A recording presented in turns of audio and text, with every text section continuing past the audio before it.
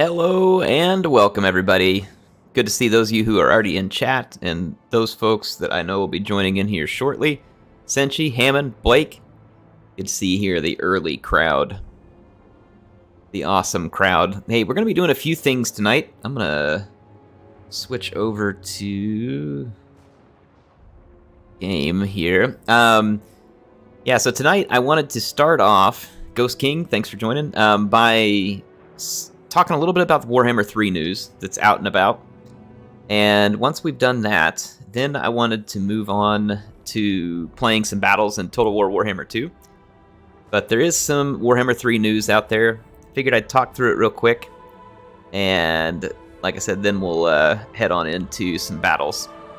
I also wanted to do another battle replay from Warhammer 3 that I've got. It's almost certainly out there on someone else's channel right now because, you know, a bunch of us had access to these, but just figured it'd be another way for us to have a good conversation regarding Warhammer 3, where we think it's at, what we're expecting of it, that type of thing. So we'll see. But anyway, like I said, thank you for everybody who's joining. It's a Friday night instead of Thursday, so we may be losing some people who are out and about getting the weekend started. I know not everybody likes to be at home watching a stream on a Friday evening. I guess it just depends on who you are, though, right? But let's start things off. I wanted to jump over and take a look at the most recent trailer that came out. This one I had Slaanesh and Nurgle. So let's go take a look at that. Mr. G, thanks for joining in. Appreciate you being here tonight. I have to go get my screen ready for display capture. Let me pull up the right spot here. And should be able to turn it on. All right. Careful, folks. This may contain information that is inappropriate for children, okay? This content, if you're a child, just go ahead and turn the stream off now. Let's watch and see.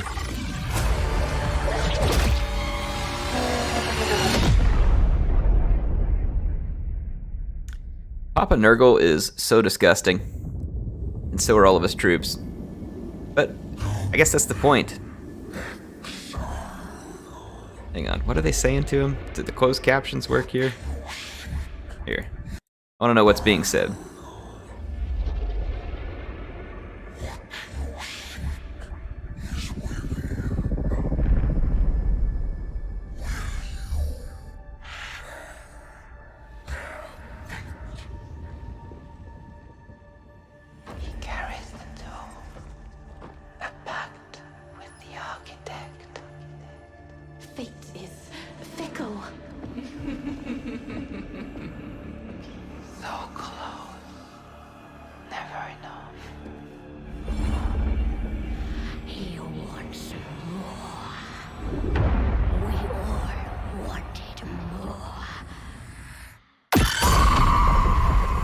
Jump scares.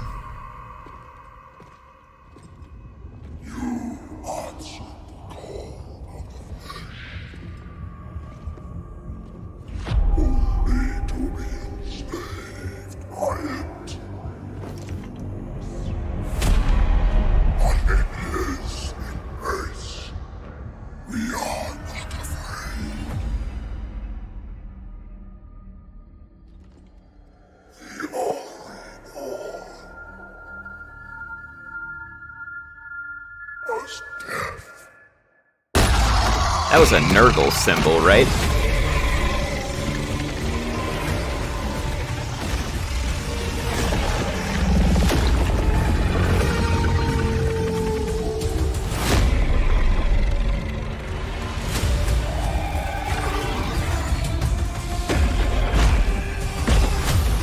Papa Nasty and the Mistresses of Excess.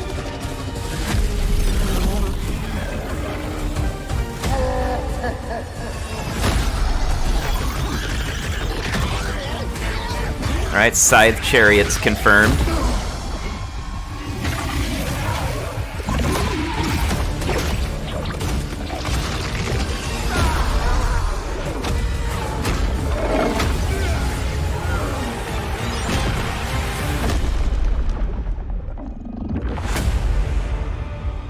interesting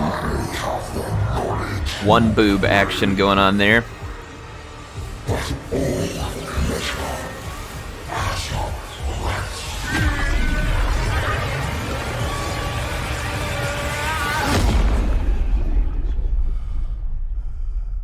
I mean, I would have pre-ordered like 5 times if CA would have killed Crowboy in this trailer. Like, if Nurgle and Slaanesh would have been like fighting over him, and he's like being inflated with pustules and boils, and Slaanesh is torturing him to death. Like, I mean, I would have gone out and like pre-ordered like 5 copies of the game just if CA would have done that for me.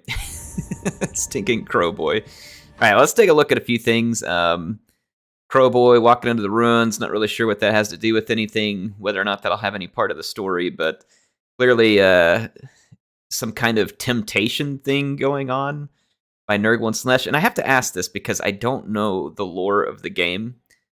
What is it that tempts people into the following of Nurgle?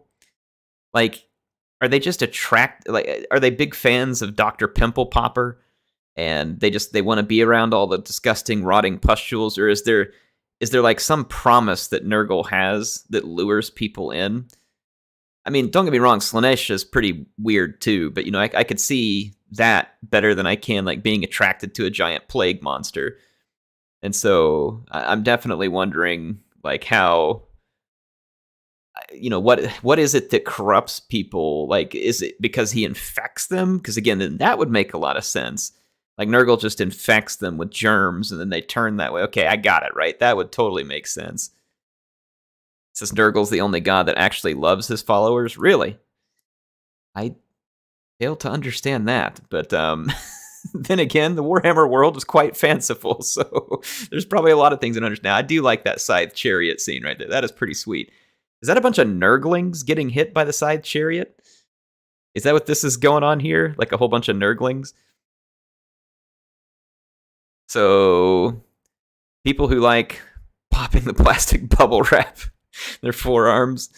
Oh, yeah, it's good stuff. I think it's when they're sick and call out for help, Nurgle tends to answer that call. The other ones just use them, okay. Pustules appeal to my 6-year-old self. Again, you know, everybody's different, right? I'm curious. I'm trying to understand the lore, and then the other appeal. Like, there's a lot of fans of Nurgle out there. Like, they're in my Discord, they're on the YouTube videos and stuff like that. People seem to be really into Nurgle, and I'm curious what that appeal is. Like, if it's just kind of cool to you because, you know, it's kind of gross and stuff like that. But Nurgle answers like the call of House Mormont, the North remembers. So yeah, anyway, Nurgle and Slaanesh. I mean, we're going to go read about the campaign mechanics for Nurgle, but if I had to take my guess at these two factions just right now, based on what little I know about the lore and then how I think it will play into gameplay, I would imagine you're going to see lots of poison attacks on Nurgle units. You're going to see slowing abilities, lots of debuff traits, probably some direct damage too, because it seems like every spell lore has that. I wouldn't be surprised to see like Mortis Engine type effects on certain Nurgle units that are just like literally sucking the life out of units that are nearby. With Slaanesh, I would imagine that it is going to be all about damage dealing. So I kind of feel like Slaanesh would, in some ways, probably be kind of like the Druchii, like hard hitting, maybe like a crossbreed of the Wood Elves and the Druchii, right? Like it's all about racking up the kills and the murder and the mayhem, the excess, right? Except for it's probably high damage dealing and fast moving, probably at the cost of armor would be my guess with Slaanesh. But I never played tabletop, so I don't know if that's how it's going to pan out. But that would just be my guess if I had to just take a shot at these two factions. Let's go read up about Papa Nurgle's campaign mechanics here. Some bloated corpse action, exactly Slade, maybe something like that. I mean, that would make a lot of sense from a Nurgle standpoint. It says, double bubble, toil, and trouble. What marvelous creations will be pulled from the plague cauldron? It's Nurgle's campaign mechanics. A delicious surprise for all, be they the followers of Nurgle or soon to be infected enemies. Well, there we go. We're all going to be infected, so that's nice. As the premier spreaders of joy, happiness, and disease in the world. That is interesting. Spreaders of joy, happiness, and disease. It's like there's 3 things here, and 2 of those things don't match the other one. Warhammer World. And the laughing, bountiful forces of Nurgle are all about covering the campaign map in their sickness. Now, this is cool. It sounds like it may be kind of a corruption mechanic, so we'll look at that. Blake Beacom, thanks for the 5. He says, if only Nurgle and Slaanesh did what the T-Rexes did to Eddie in the Lost World. Oh, goodness. That's good stuff. Thanks, Blake. Appreciate the 5. Thanks for the support. It says, Nurgle is also the god of decay, death, and rebirth, and that is fully represented in his glorious ways. Be it buildings, recruitment, or heroes, everything's just a little bit different for Grandfather Nurgle. There we go, old Pappy Nurgle. As you grow up and conquer. On that note, in current world circumstances, we can understand if talk of horrific plague spreading is sensitive inside a video game, it's the fun of inciting chaos across a digital world we think you'll enjoy. I like how CA is like, hey, we're not poking fun at real pandemics here. It says, as with our demon factions, these are the mechanics of Nurgle as a wraith, while Kugath Plague Fathers specifics will be covered in his own post. Warhammer 3, much like the Plagues of Nurgle, is still evolving and changing. So we got death and rebirth. So let's take a look at this screen here. It says the Cliffs of Death. Advanced military. So it's kind of, this is the building tree? Interesting. It's like shown in these circles. That's kind of different. Nurgle does not spread akin to a normal faction. There are no laborers building great monuments to their gods, no scribes researching their latest magical obsession, not even the gruesome fighting pits of Cornate Bloodbath disguising itself as a town or city. Grandfather's people need not gather to worship nor prove themselves with acts of devotion. He runs through their blood, after all. I love it. All right, this is good stuff. So no settlements infected by Nurgle are closer to growths that blight the landscape than real towns. Fields of rotting flowers, mushrooms, creeping vines, and at the center of it all, a great pulsing tree, life, death, and infection. In this manner, Nurgle buildings are not upgraded. They grow, flourish, die, and or reborn. Each building will evolve to its next phase over a number of turns, eventually withering and starting again from its base state. At each point, its effects will be different, and each new evolution will add units to the recruitment pool, which we'll come around to in a second. So wait a minute. So the buildings constantly go around, so like it'll build up and then get to a point where you can recruit elite units, and then I guess you better do it quick because it's going to like cycle through. That's going to be weird. I tell you what, though, that's different. I mean, we've never seen anything quite like that. So that is very unique. I'll give them that. Like, I've never seen anything quite like that. So it says, say you choose a building slot, House of Rancid Aloe. Now, Rancid Aloe is what I prefer when I get sunburned. If you've never tried it, you really should. Nurgle knows best, folks. After a few turns of building, it will complete and add a Forsaken of Nurgle unit to your pool. The secretions from the plant having been used to fuse metal and flesh in a manner pleasing to, instead of calling him Grandfather, that's a little too proper. I just want to call him Pappy.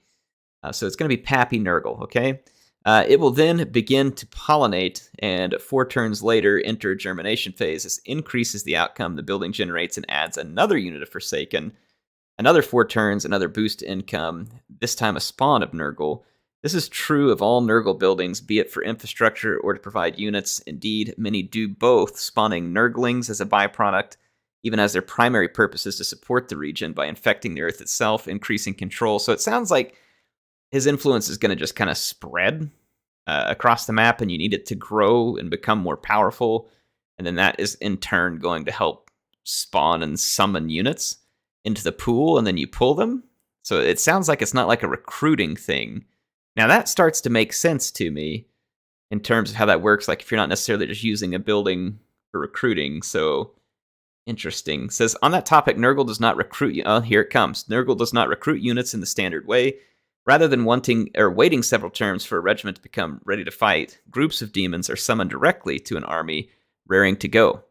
Units hired this way do not start at full strength, replenishing over time. Interesting. So it's going to be kind of like mixing in a little bit of that 3K mechanic into Warhammer, but it's because you don't have to wait a bunch of turns to recruit them. So that's interesting. It says they can also be recruited in any neutral or friendly territory from a global pool pulled from the Chaos Realms to help in the fight. There are caps on how many of each unit can be in the pool, but as you approach the late game, you're going to be able to fill and refill armies at an alarming rate. Interesting. So I guess like as the plague has really spread and become strong, ergo your power grows. It says, as you can imagine, this completely changes basically everything about how you build armies, make war, plan routes, and your priorities for settlements. You will have a lot more resources to spend, as you don't need to regularly upgrade buildings, but each new settlement will cost more to get some basic stuff going. This is very curious. Seems very unique. I don't know that we've seen anything quite like this so far. Hammond, thanks for the 2. He says, who does Patchy worship? These fools or Myrmidia? Oh, Patchy worships the god of salt, for anybody who's wondering. I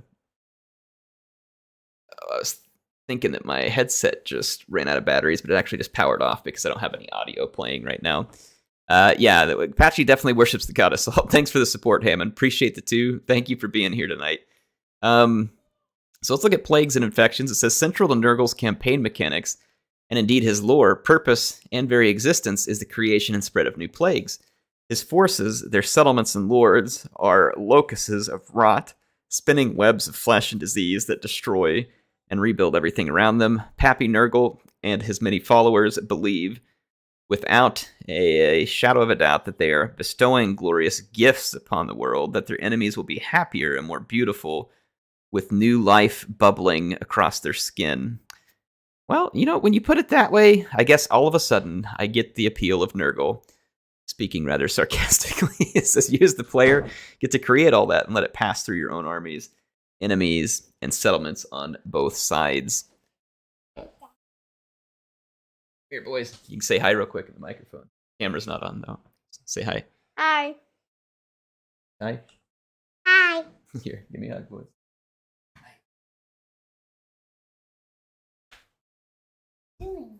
Playing some games. All right, these boys are off to bed. No doubt it's probably good for their not having nightmares that they don't understand all of Pappy Nurgle's blessings here. All right, it says you as the player get to create all that and let it pass through your armies. The work begins in the Plague Cauldron, a new special screen only accessible to Nurgle players. Here, various plagues can be concocted. So this is going to be interesting. This is almost going to be like the laboratory or like Grom's cooking. It's a lot like Grom's cooking, actually, it looks like. Here you go, a create your own plague. Now we're talking creative assembly. Now we're talking. So Nurgle players ought to be pretty happy. It's going to be the create your own plague. The work begins in the Plague Cauldron, a new special screen. Let's see, Pox decreases cycle time for friendly buildings, increases growth time for friendly settlements. Buboes reduces, or however you say that, reduces casualty replenishment rate and increases attrition while under siege. Within enemy settlements, Agu applies attrition to enemy armies, reduces their campaign movement range. Rot, instead of giving infections wherever it is spread, adds a unit of Nurglings to your recruitment pool. And then Palsy reduces melee attack of enemy armies. Interesting. Interesting indeed. So Plague consists of one of those bases, and then up to 2 additional symptoms. Distributing it to the world can be done in 2 ways: directly via Plague Cultist, or doing it directly can only be done on friendly settlements and armies, but at a significantly reduced cost of infections. Infections are gathered from spreading plagues, post-battle events, dilemmas, and so on. Each additional symptom on a plague increases the cost by a certain amount. Plague Cultists are new hero units that exist solely to spread the plague to neutral or enemy army settlements. They cost significantly more to create, but there is no stopping their infection once they reach their target. Spreading the plague destroys the cultist, and not only one plague may be infecting one particular thing at a time, be it cultist, army, or settlement. Naturally, friendly AI factions won't be delighted if you start spreading plagues through their territory. Once the plague is in the world, it has a chance to spread between settlements and armies that are in close proximity. Battles between armies will always spread the plague from one to the other. Spreading plagues with particular bases is how you unlock new symptoms, as well as through technologies. Chances for plagues to spread and how many turns they last is all improvable via various means. The intent is that at any time you'll have a variety of plagues spreading throughout the world, often far beyond your control or means. They may loop back to your own settlements. So we've had to deal with Skaven Plague, and now we get Nurgle Plagues. So this is going to be interesting. I feel like the whole map is just going to be rotting with either Skaven Reek or Nurgle Rot, one of the two. It says, finally, you've unlocked various symptoms. There are recipes. These are particularly powerful plagues, such as Nurgle's Rot, Black Plague, that come with additional benefits. Right, unholy manifestations and cults. It says, as with other demon factions, Nurgle has access to the unholy manifestations and cult mechanics. Quick refresher, manifestations are special actions unlocked by having a certain level of global corruption for your Chaos God, while cults are special building slots unlocked in other faction settlements by having high corruption there. Okay. So it's kind of like a pirate cove or something when you get enough of it. So Pestilent Growth unlocked from the start gives 20% replenishment boost while disabling their campaign movement. Let's see. Blessing a Nurgle requires 1,000 global Nurgle corruption, increases the chances of plague spreading 30%. When you get to 2,000, increases the growth by 200 and decreases recruitment cost by 20% for target army for 3 turns. Nurgle's Visitation, 3,000. After 3 turns, gives random plague to every army and settlement in the same province as the target army, disables campaign movement. Note that both growth and replenishment are particularly useful to Nurgle, as their main buildings are the only ones that require upgrades and control how far their buildings. Like, this kind of makes sense, but I also need to see this stuff in action and get a feel for it. See, Plague Cloths have the following buildings available. Shelter gives 25 infections per turn. Refuge gives 40. Hospice, 40 if the Lord is present. Colony, random play. Yeah, this is all going to make more sense to me if I get to play it and kind of see it. Here's the tech tree. It says, similar with Khorne and Brothers and Destruction, there are several pods of 7 technologies each, requiring 4 to be researched to move to the next. This gives you a lot of options on how you want to progress and unlock first. So I'll show how important moving on to the next pod is versus picking up a particularly useful tech. All right. Well, that's pretty much it for the Nurgle mechanics. Does sound like Nurgle is going to be pretty darn unique in terms of what it has to offer, especially compared to Game 1 and Game 2 factions. So I am pretty interested to see how this plays out. I'm going to turn off my display capture and hop back into the game. So what do you all think? Or actually, no, one more thing I want to cover. Sorry. I want to watch a battle with you all. Another one of these Warhammer 3 battles. I'm going to turn it back over here real quick. I think you all can see this now. Let's watch this one together. This one was a Khorne versus Zinch land battle, and it's in like the Zinchy canyon lands here. I don't know, whatever the name of this map is. But as we're watching this start, like, what are you all thinking so far for Game 3? I feel like it's interesting. The factions they're adding, like Zinch seems pretty unique. I have to admit, Nurgle is looking fairly unique, and with that being the case, maybe Slaanesh will be too. Khorne is the only one to me that feels like they're unique, like they're different than the other ones, but we have some pretty melee-centric factions in the game already, so I guess they don't feel quite as unique to me. But, you know, I'm not, like, complaining like the CA did a bad job. I think it's just what Khorne is. But yeah, this map looks fantastic. I agree. Like, this is a very, like, this map really sets the tone. Kind of like when you're playing, you know, in Troy, and those maps are really good at setting a tone. I feel like this one is too. Let's just watch and see. There's a few things I want to watch as we go through this. I want to see how the AI is behaving. And then I want to see, you know, just kind of some of the units in action. It looks like there's some... Oh, I'm trying to remember the name of the little demons with the dual swords. I wish I had more of the unit names here. We got some Chaos Warriors with dual weapons, some with halberds. We got some Flesh Hounds. Looks like some Khorne spawn, Minotaurs. We've got a Darth Maul. I think it's called a Soul Grinder. And then we've got, looks like a Bloodthirster and some other stuff going on here. And then on the Zinch side, most of the infantry coming from Zinch will be Horrors. Or sorry, yeah, Blue Horrors, Pink Horrors, and maybe Exalted ones. See the AI here? They just went straight in with Kairos Fateweaver. He is a spellcaster who's not, like, supreme at melee. This worries me a little with the AI because, like, people always talk about the AI in Total War, and I feel like that this is something I'd like to see them address. Like, when you have a spellcaster lord like Kairos Fateweaver, and you just charge straight into, like, the most melee-centric faction in the game without using your magic, that's obscene. That's utterly obscene. Now look at the missile attacks going after that, the Lord for the Forces of Khorne here. I think that's an Exalted Bloodthirster. I Good grief, man. He's getting shredded by Zinchy missiles. Wow. From what I've seen so far, the missiles from Zinch's troop can add up to a lot of damage, but they're a lot squishier in melee, I would imagine, than Khorne is. I would assume that there's some magic coming off Fate Weaver, I think.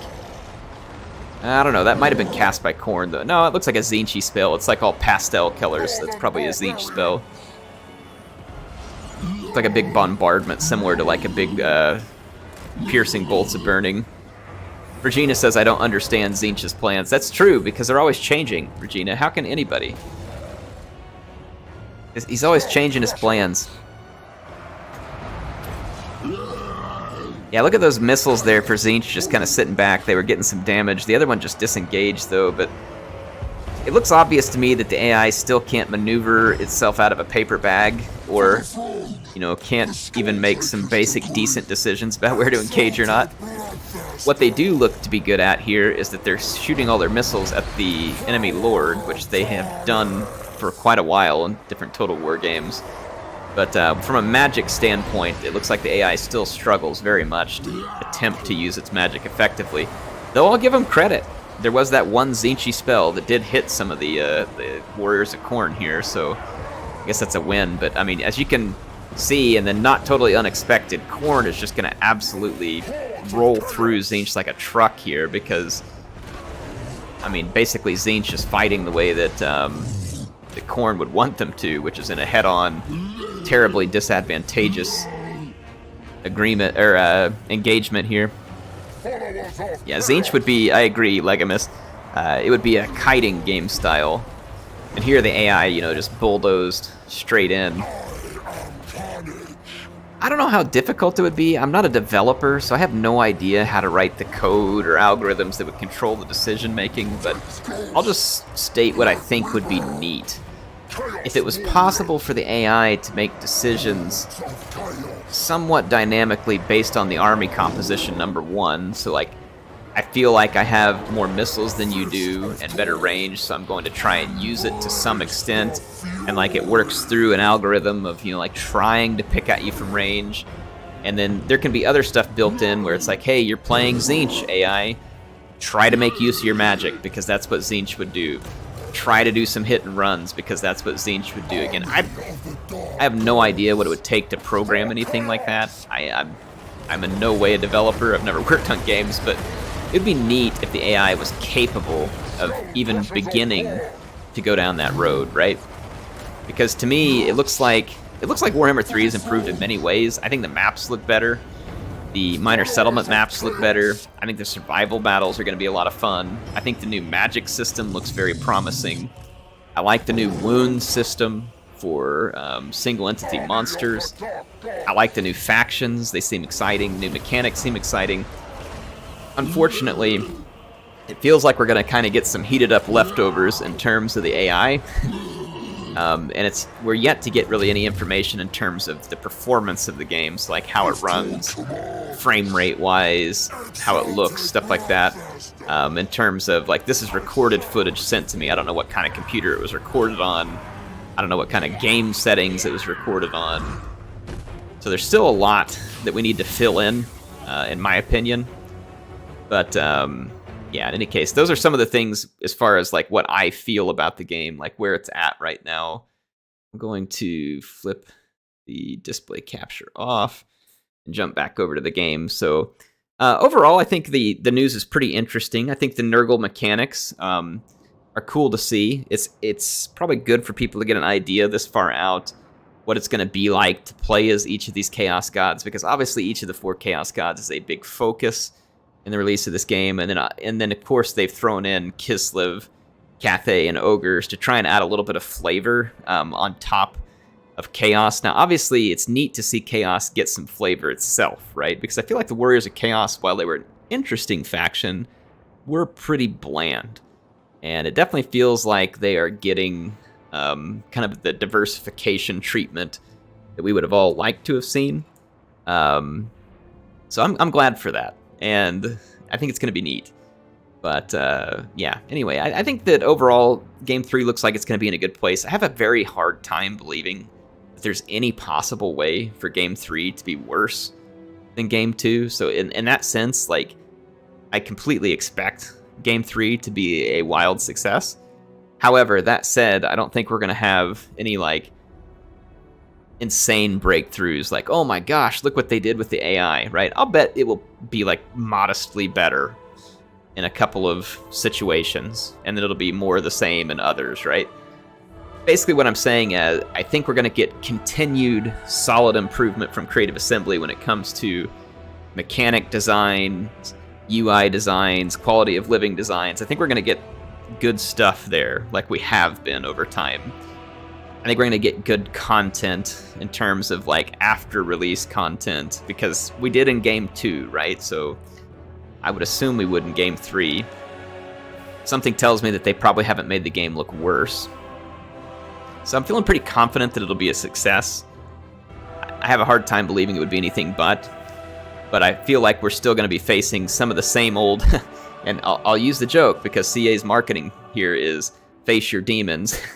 I think CA is still going to be haunted by some of its old demons, such as AI ineptitude and a few other things as they go through. Like I said, I don't know how to develop. I don't know how to make a good AI, and if you ever made the AI too good, it would be really crappy for players because it would just constantly kick their butt and be no fun. There is an interesting balance you have to strike there, right? You do have to strike the right balance with an AI. Anyway, let's see. Simone confirmed that Game 3 is going to be supported for many, many years. Yeah, that's good, Andy. That's good to hear. They supported Game 2 for many years after launch, so we have no reason to believe that it wouldn't be, I guess, except for those poor Three Kingdoms fans out there who would have liked to have thought the same thing and then it didn't happen.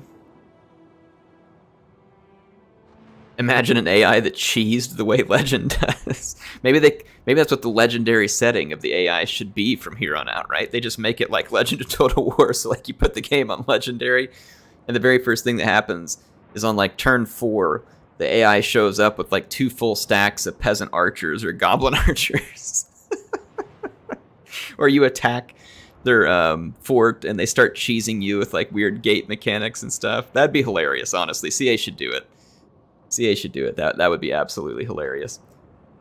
Doom Ninja says, from what I heard, some who worked on the Age of Empires 4 AI, nerfing a good AI is a lot easier than making a bad AI work. Interesting. Legamus says the AI will probably make good use of Nurgle's mechanics too. They might be like agent spam. Oh gosh. Do you all remember the agent spam in Shogun 2? Can you even imagine those being like the Nurgle plague bearers?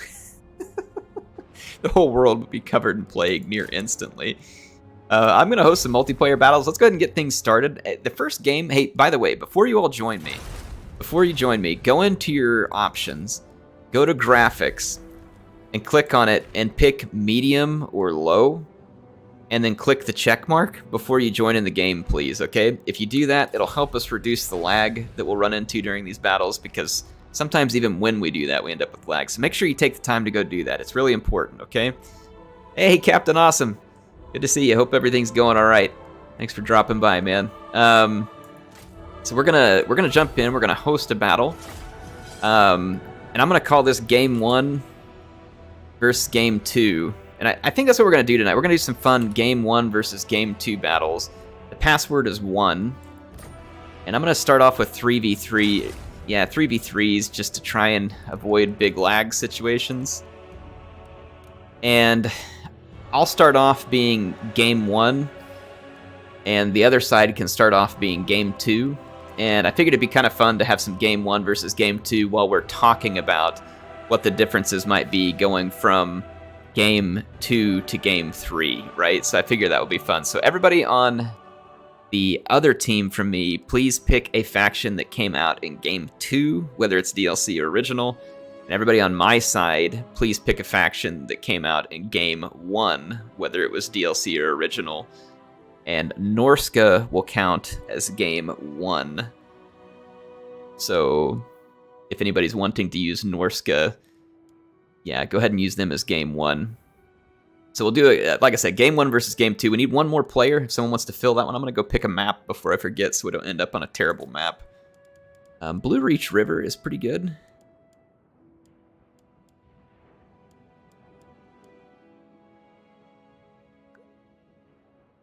Feel like... This is where I want that quality of life update they mentioned where you can search for maps. Is it Blue Reach River? The Blue Reach River? They mentioned that that's going to be a feature in the next game. Guess it's just up here in the bees. Let me go find it. No, it's not. What is it called? Find it here in a minute. Say hi to everybody in the chat. Everybody's chatting here.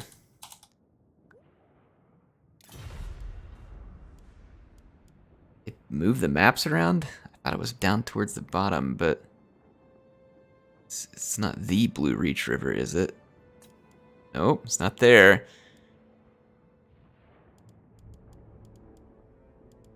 Alright, Legamus wants me to pick Chaos. I'll pick Chaos since we were just talking about him. AI design sounds hard. It probably is hard. Is it multiplayer Blue? Yeah, I think it's multiplayer Blue Reach River. MP. Yeah, that's what it is. Good grief. I have... Like, you can tell I've been playing a lot of other games outside of Warhammer 2 because I am out of practice. And it's not because I don't like Warhammer 2. I love Warhammer 2. It's just that there's been so much going on, and this game's 3 years old.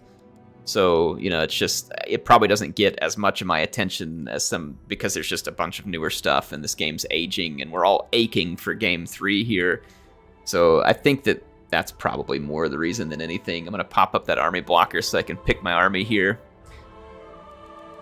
But yeah, anyway, we'll just have a good old-fashioned fun battle here. I'm going to be leading the Game 1 team here to a certain victory, no doubt, right? Pilgrim, thanks for joining tonight. Happy Wah. I have been playing some Halo Infinite. Awesome. We should play some together. Maybe I'll hop on there with you this weekend. I've been trying to get my aim put together. The aiming in Halo Infinite is very different. Like, I think there's a lot less aim assist, and it's taking me a while to kind of get my game tuned in to the way I want it, and like which mouse sensitivities that I should use, stuff like that.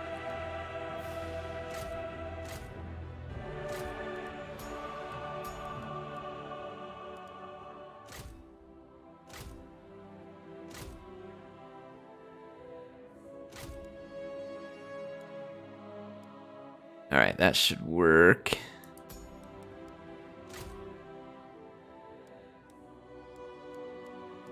Get my army put together. Play Kerbal Space Program. I've seen videos of it. It looks pretty funny, but I doubt I'll ever get into it. Yeah, I just like the idea of it's pretty neat. Regina says, I'd like to join Infinite too, unless it lags a lot. I can't play MCC with people in the US and Europe because I get like 2 seconds of input lag. Holy crap. Yeah, maybe I'll, when we play it, if I can get on with Awesome, we'll jump into the Discord and let other people join in too. Go roll some squads into like some big team battle or something. Should be fun. I'm kind of, you know, like the gameplay in Halo Infinite's pretty fun. I'm not like crazy about it, like that it's the greatest thing ever, but it's good. It's a solid game, like with good gameplay. It runs really smooth on my computer. It just locks at like 144 frames and just runs fantastic, which is good. So it plays very smooth, and I have a good time with it. But at the same time, like, it doesn't just blow me away. Like, it's been 6 years in development, and it's okay, right? Like, it's okay. Yeah, it doesn't mind-boggle me by any means. But, you know, it's fun. I think the progression system in it is really crappy because the multiplayer is free to play, and the progression system honestly just sucks. Like, it's crap. It's slow, it's boring, it's uninspired. Like, it just sucks. Like, I don't even know any other way to put it. Like, it just sucks. So the progression system's garbage, and it's a battle pass, and they want you to buy the battle pass, and it's just stupid. Like, I think the progression system is garbage. So I'm not a fan, and I like very little, if anything, about it. But yeah, we'll see. I think overall, though, like I don't have any major qualms with Halo Infinite, and I have high hopes for the campaign.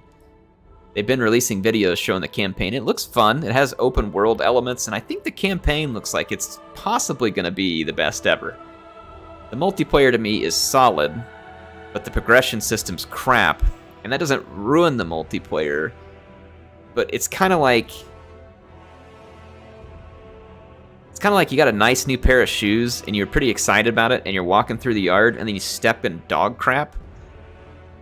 Yeah, you can go clean the dog crap off, but it's kind of like, man, I just got dog crap on my new shoes. I don't know. I'm trying to think of ways to make it make sense, but I don't know. That's the best I can do at the moment. Like I said, so it's kind of like Age of Empires 4 for me too, right? I was super excited for it. Now that it's here, it's kind of like, yeah, it's okay. I'm not going crazy to play it every day, but it's a fun game.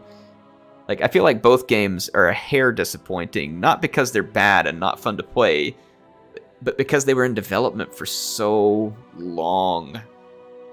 And neither one of them feels like oh my gosh, this 6-year wait was worth every freaking minute, right? You know, it's like, it just doesn't feel that way to me. Like, they're good, but I don't know if they feel like 4 or 6 years good. Anyway, that's my thoughts on that. Legamus says barefoot stepping in dog crap. That's disgusting. Nurgle would approve. That's one way he can spread his plagues. Nurgle would definitely approve of the barefoot stepping in feces. That is an effective way to spread your plague to the world.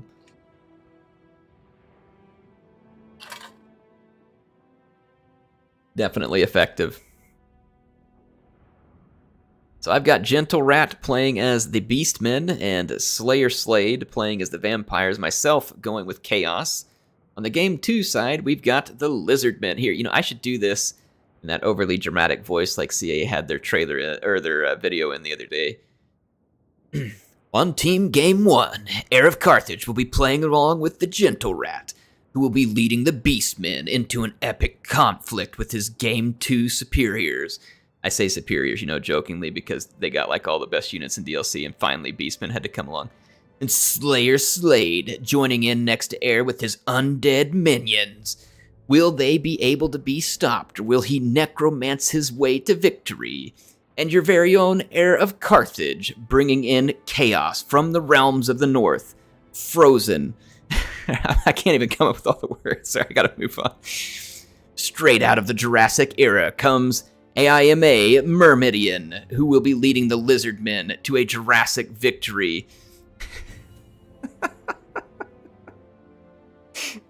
Sorry, I get it. It's like, CA makes good videos, but like, that one was so over the top the other day. Right? Am I right? It was over the top.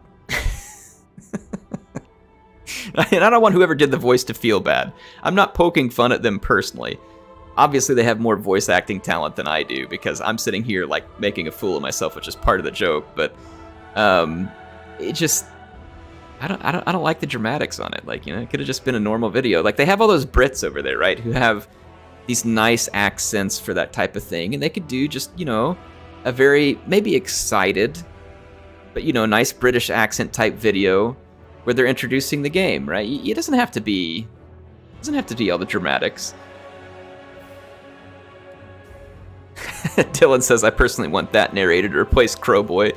Listen, Dylan, we want anybody to replace Crowboy, you know? Anything that happens to him, we will approve of, and we want anybody to replace him. We are down with it. We could get Chris Griffin, you know, his voice to replace Crowboy, and it would be much better.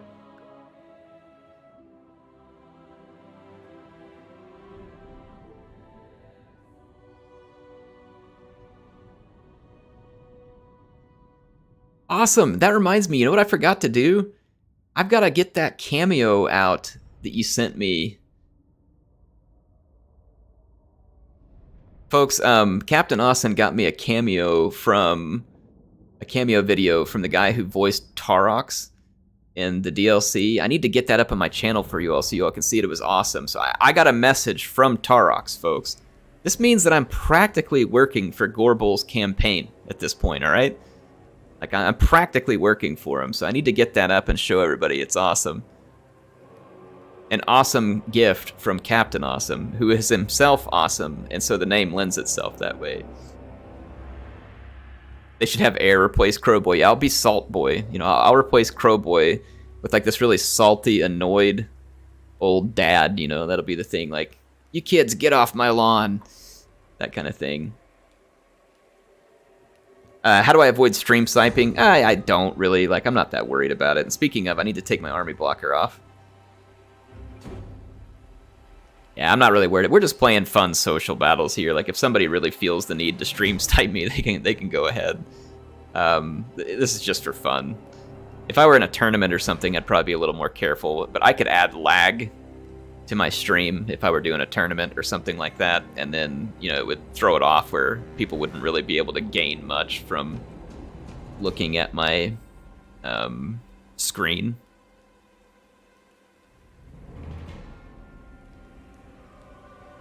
Regina says, I hate Crowboy. Yeah, we all do. Yes, Al Gorbul. That's right. So I have a message directly from the voice of Tarox, which ergo makes me practically the next spokesperson for the Al Gorbul campaign to destroy all humankind in 2024. I will be the first to vote for Gorbul, and I hope you'll all join me. George A. says, why did you stop uploading Troy? I just got busy. I'll continue it. So hang tight in there if you guys like it. I'll continue it. I just haven't had a lot of time. I've been trying to cover the new Warhammer 3 news. Been trying to keep up with Rome 2. I actually had a few things at work that got me busy. And then I also was changing out a hard drive on my computer that kind of went south and caused me some technical issues. So it's been a little bit of a mess for me on at least the back half of this week. I think I was doing okay in the front half. But One Rio Dream says it'd be sweet to get the air dad jokes and toilet humor instead of Crowboy. I'm glad I'm not the only one who hates Crowboy. I just, like, man, it would be so awesome if you get to Game 3 and CA has, like, an ending screen that says, like, press F to punch Crowboy, you know, and it's, like, just a screen where he's just getting, like, you know, socked in the face over and over again, or, you know, like the crows turn into Sartorial or Kairos Fate Weaver, and, you know, the double-headed bird, like, eats him or something. Like, I'd be down for just about anything. Nurgle plagues him. You know, however we want to go about this. Gets attacked by the Storm Dragon from Cathay, frozen by the Ice Princess. However we want to go.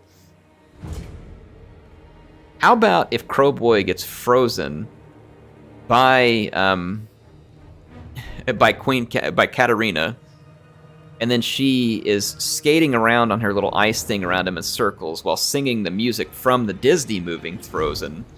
That would also be pretty good for me. I think we're going to time out, unfortunately. Someone's probably dropped. Dang it. We'll have to rehost this one, but I'll just keep the same army.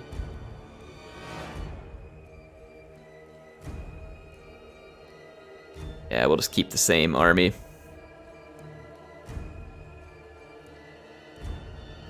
Crowboy will end up being the big bad, probably. They'll do something with him since he's been in all of it. Hey, Jasper says tacos. Speaking of tacos, I ate tacos twice today. Has anybody else done their civic duty like me? Eating tacos for 2 meals in the same day? You know?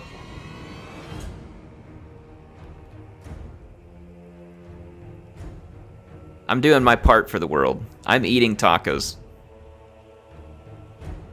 Jasper says 3 for me. Excellent. That's what I like to hear, Jasper.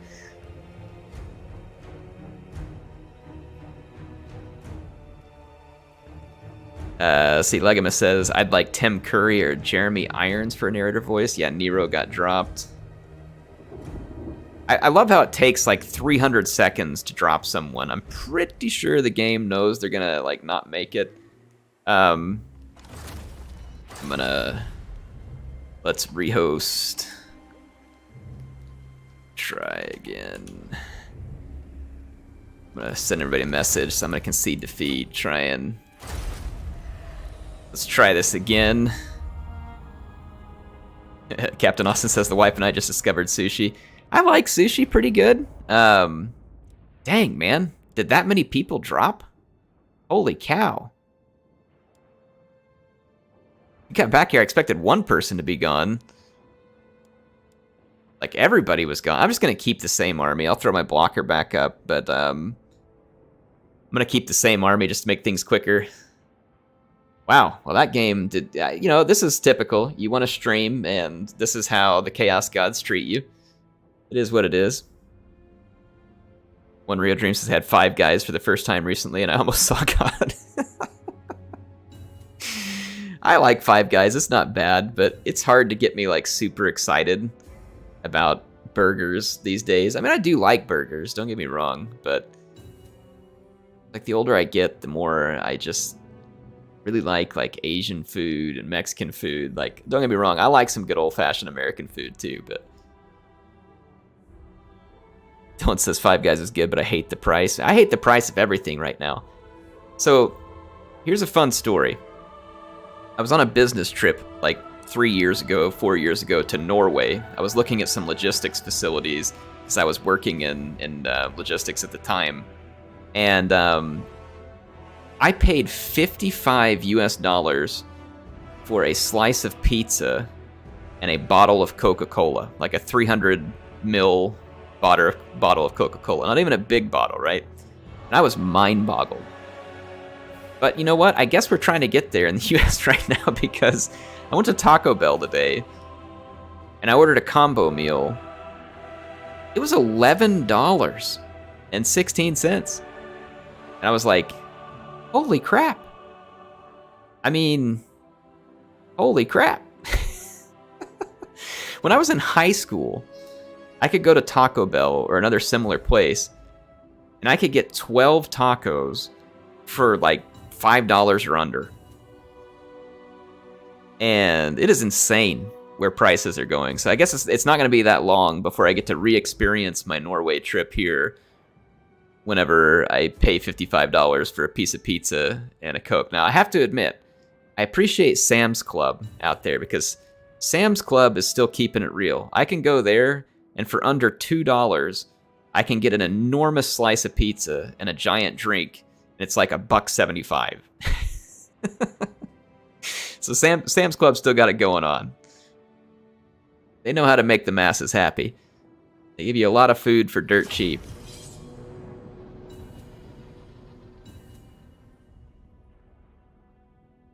But yeah, anyway, fun stuff. And the world's getting expensive.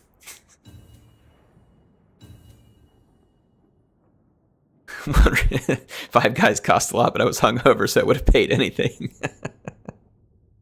Needed some food to help shake it off. Daniel says, my quesadilla Friday meal is like $20, but it's a lot of food in a local taqueria. Yeah, everything's expensive these days. Well, I say everything. There's probably some things that aren't. Like I said, I can go to Sam's Club and I can get stuff. My whole family can eat dinner at Sam's Club for under $7. Like, it is awesome. It is fantastic. My boy gets this big old hot dog they have. My wife and I and the little one get pizza, and it's like under $7, and we can all go eat. Daniel says rent is expensive. Yeah, it is. I'm so glad I bought my house when I did, because rent keeps going up, and houses were actually pretty affordable where I live, and I bought one, and now the housing prices are going through the roof. And so I'm really glad I got it when I did, and I'm probably never going to move, because I'm just going to stay put. Literally half my income. Yeah, it was that way for me 2 years ago. Prior to me getting my job after graduating college, even living in a pretty sensibly priced area, my rent was half my income. Yeah, I mean, it was rough. Because, I was only working, like, the best job I could find, obviously, without having finished a college degree. And there's only so much you can do.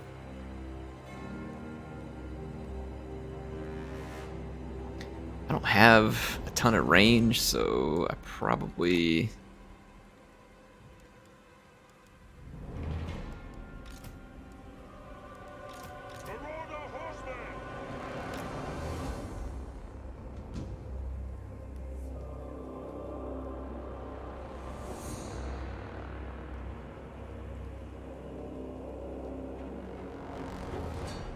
Just get set up. Oh, I need to turn my blocker off again, sorry.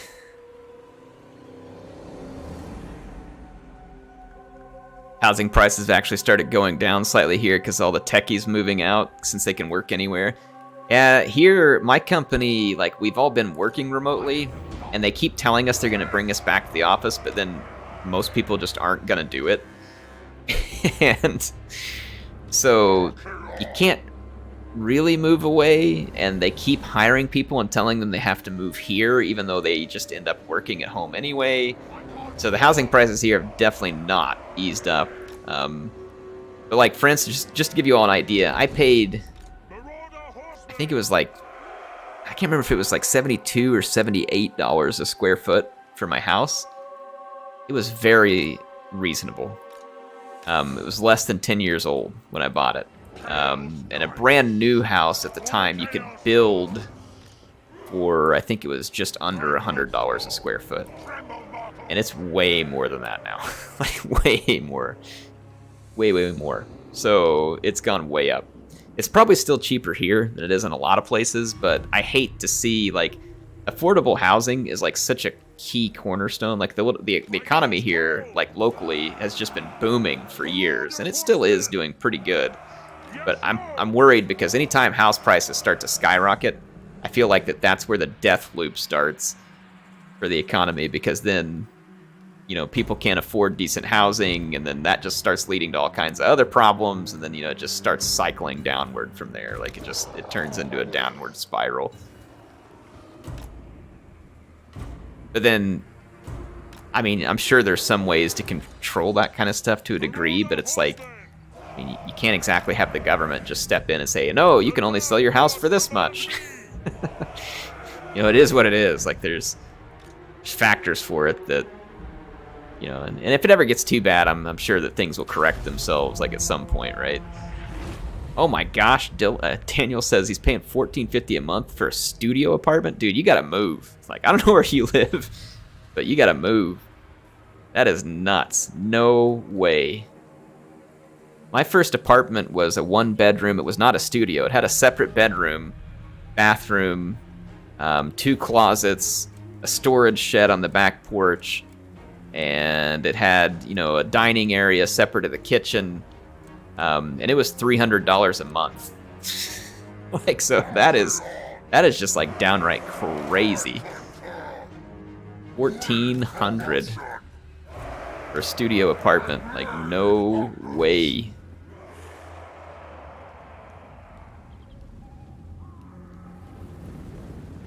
Gotta vote with those feet. Move out of there, wherever that is. Unless you're tied down, you know, because of needing to be there for family or something, right?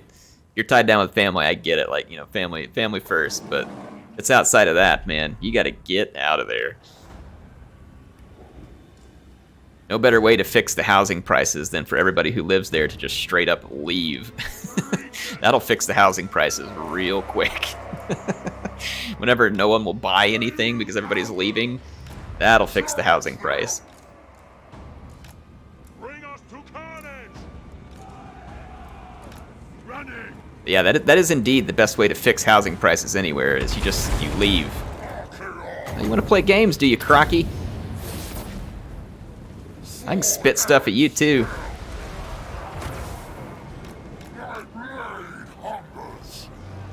Yeah. Suck on that, Croc.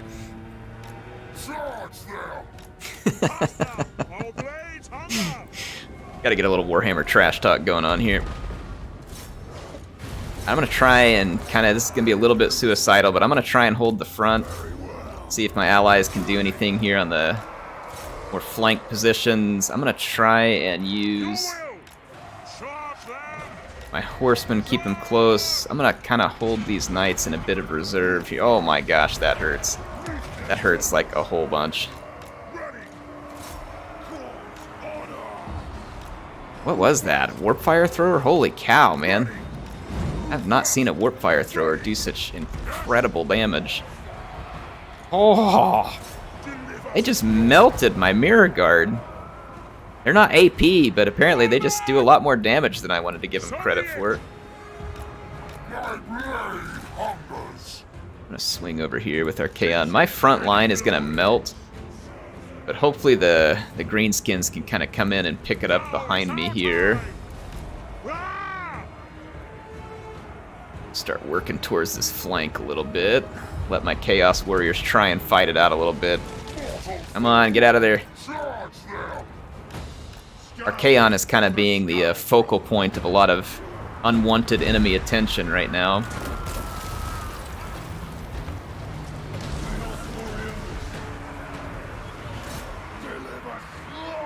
Some of my Chaos Warriors did okay in there. Nurgle's Pestilent Glory? I didn't know the Mirror Warriors were all about Nurgle. Apparently Nurgle got to the Mirror Warriors, folks.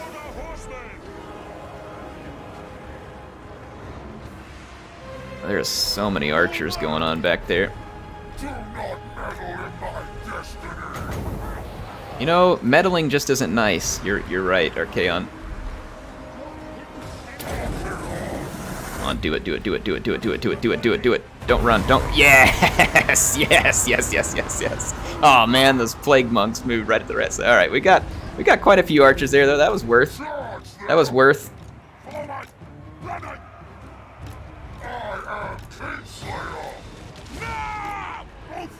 That was pretty good, Burning Head.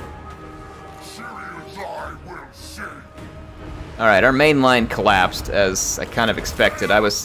If I would have sat back and not attacked, I would have gotten absolutely slaughtered by artillery, so I kind of had to attack or else hang back, but then the vampires would have just taken the brunt of all that, and I didn't really want that either.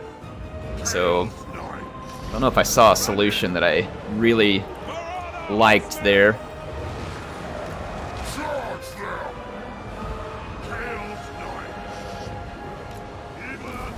Start trying to move through here. Marauder Horsemen out. Let's go get these Warp Fire Throwers. Feel like a little revenge here. Dang it, Krokgar got right in my way. Charge through there.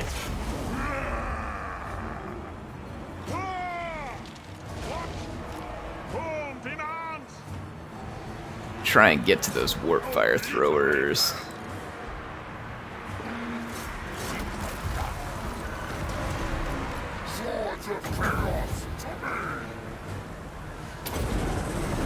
Alright. Unfortunately, my Chaos Knights are now completely buried in a terrible fight. Got some routing units too. Let's bring them back up to fight. Got one Chaos Knight that might be salvageable. Did my Burning Head go off? Yeah, it did. Oh yeah. Not bad. We racked up probably another decent little chunk of kills there. Let's go ahead and get after some of these archers. There's some pressure coming in from the goblins now, so... Got the Slayer of Kings still. We might be able to use that to help against Alariel. Try and put a quick KO on her. Attack the mortals! Kill them! Yeah, let's jump in this fight real quick. Slayer of Kings. Good grief, man. We just launched Alariel right there. Haven't really gotten a good view of the battle in a while, so I don't really know how we're doing. Get after these archers again. Oh, crap. Is that Archaon that's getting shot? Alright, that Slayer of Kings did very little because I can't get Alariel still.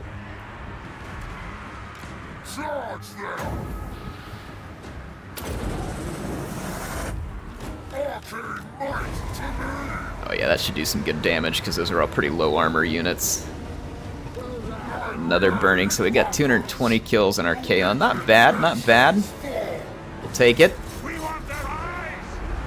Burning Head going off a little further. I'm getting shot by regrouped archers now too, so have to be careful there. Let's see if we can get a little rear charge here. Did I get any Chaos Knights back from routing? I did. Let's take those and work our way back around a little.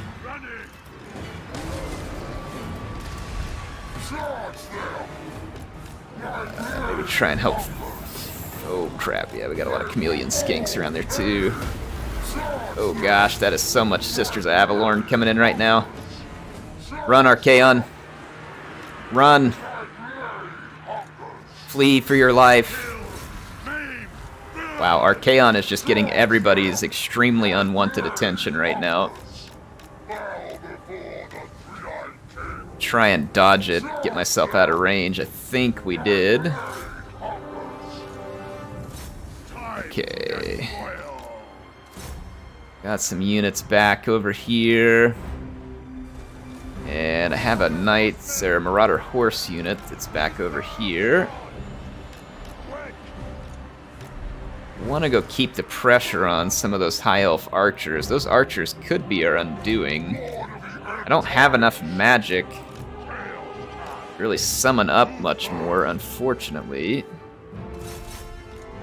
Try and chase out more of these archers. Power bar says it's pretty close, but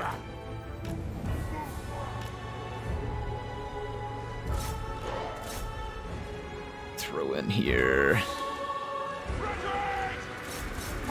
Shouldn't have gotten that close to Krotgar. Should have peppered him with javelins. Gotta be careful with Archaon here. We don't want to overextend. The vampires have a pretty good goon squad still left over here, but there's a lot of arrows on the field, and I'm extremely concerned about it.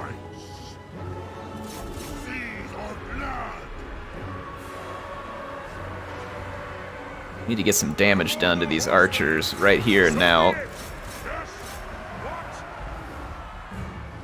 Surprised those Sisters of Avalorn are holding out that long. I know they're decent in melee. I don't think they're that good, though. With heavy cavalry coming in there. Oh gosh, banishment, watch it, watch it. That banishment should do some damage. Their own units, though, for Alariel. All this stuff is still really blobbed up over here, and I'd like to get... There's a lot of Sea Guard in there, though, unfortunately. It's not ideal.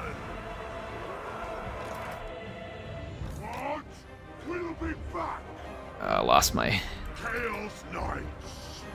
Knight's got a little bit of work in there. I'm gonna have to fall out of there, too. Come on, I just need, like, one more wind of magic. I don't know if we got this. Like, that is so many arrows still on the battlefield. And we're still being chased by a chieftain and Tretch Craventail over here. I don't know if we have a good answer to any of that. I mean, the vampires have some forces here, but... Oh, I might hit a tree. Crap, I should have come out of the woods. Oh, hit her, hit her, hit her! Hit her, hit her, hit her! Yes! Alright, got a good hit on Alariel there. I'm worried... Once those vampies get out in force, maybe I can get out here with Archaon. We got a good hit on Alariel, though. It hurt her bad. Like, she took some hurt.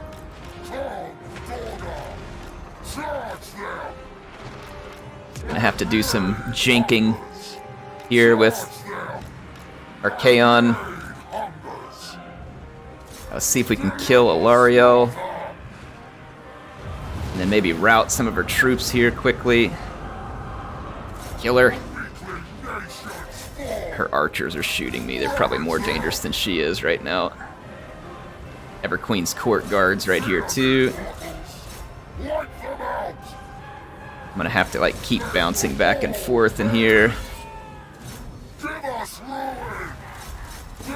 That is so many sisters. There be many sisters in these parts.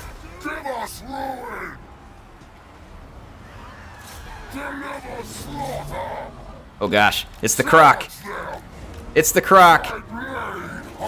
Die, Croc. Oh, this is not good. I got a good hit in on him, though. Oh, it's going to be close. Oh, he's got the swiftness. He's trying to bounce out and let the archers finish me. Yeah, this is a dangerous situation. We got all those chameleon skinks there, too. They just got a little attention from some squigs, though, so that's good news. Alariel just routed. Try and keep some pressure on these archers. We're not going to get any more magic. This is a pretty epic brawl to the finish here. This is pretty good. I like this. There's Seaguard here, which is irritating, and then I've got clan rats blocking my way of all things. Alright, there's some goblin infantry coming, so let's get our Kaon out of here. Let the goblin infantry take over that. Let's see if we can maybe go help against this plague priest real quick. That'll be a pretty good target for our Kaon.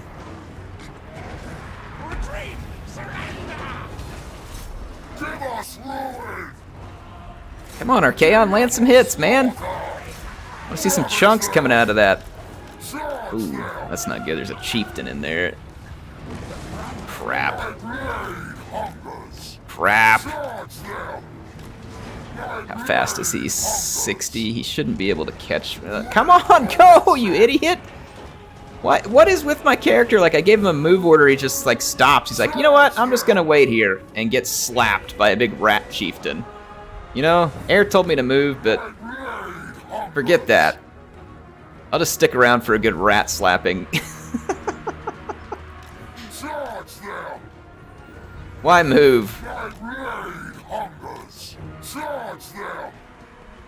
Tretch Craventail over here, too.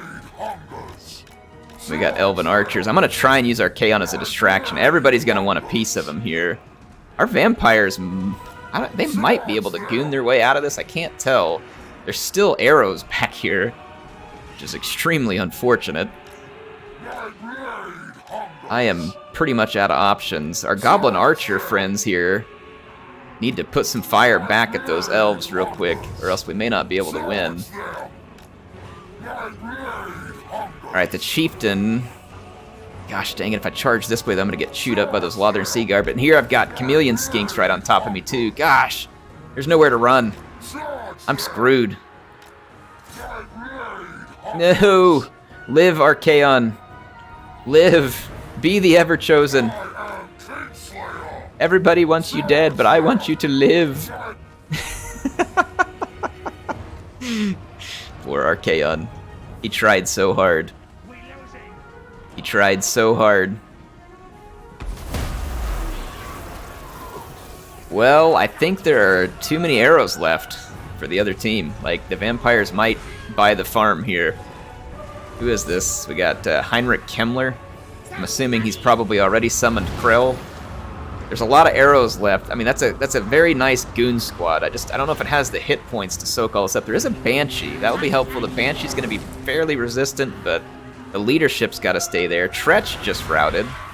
The more arrows these people shoot, the less they have left, which should bode well for the power bar, and that does appear to be some truth here. Let's see if the vampires can carry us out of this one. They're going to be taking copious amounts of archer fire. But the amount of ammunition is waning on a number of units, and the power bar is worsening for the team game 2 here. This has been an epic battle right here. We're gonna have to make a replay out of this one on the channel. That terror coming into play there for the Vampire Goon Squad. They've got some zombies they summoned too, so that'll help. The Sisters of Avalorn could melt the Banshee, but not many of the Sisters, if any, have any ammunition left. The Storm Riders are not magic. Yeah, so there's really not much here that's gonna be able to melt the Banshee. I don't think. Like, I don't think Croc comes in with magic attacks. He doesn't. Tretch doesn't. And magic ammo, but not magic attacks on the Distillodon. So I think my team is going to carry this one here. Vampire player necromancing his way to victory indeed, just as I overly dramatically announced earlier.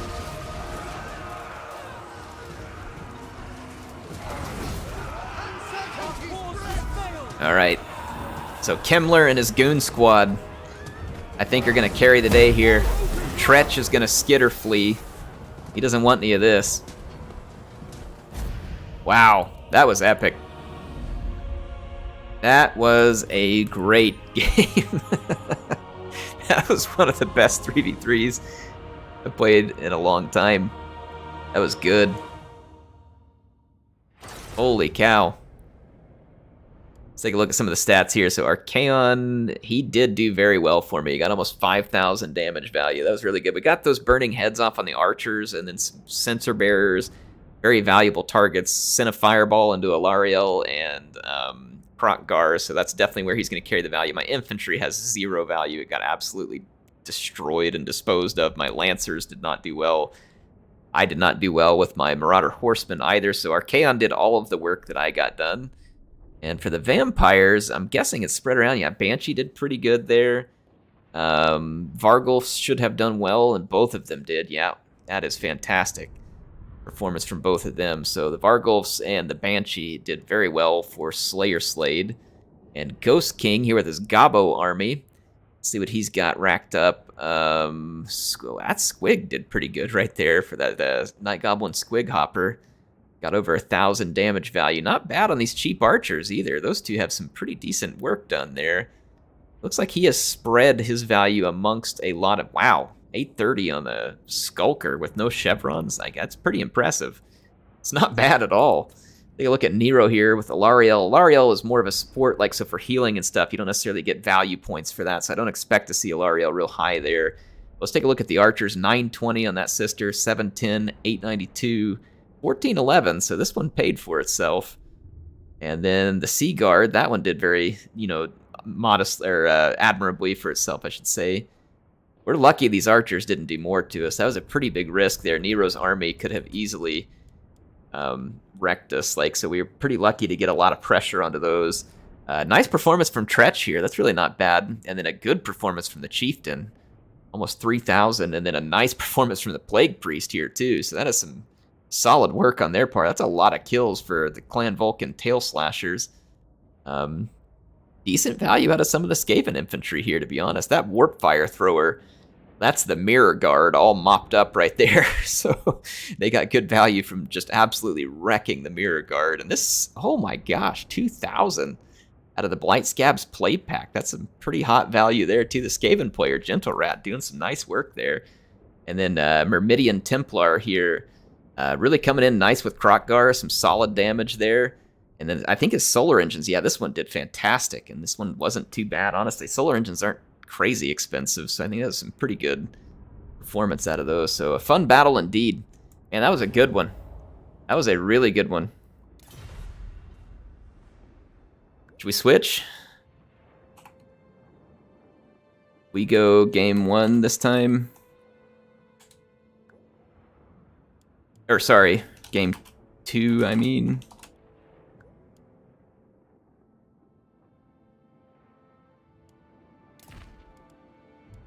I haven't rolled High Elves in a long time. I think I'm gonna play the game 2 side this time, and I'm gonna get some High Elf action going here.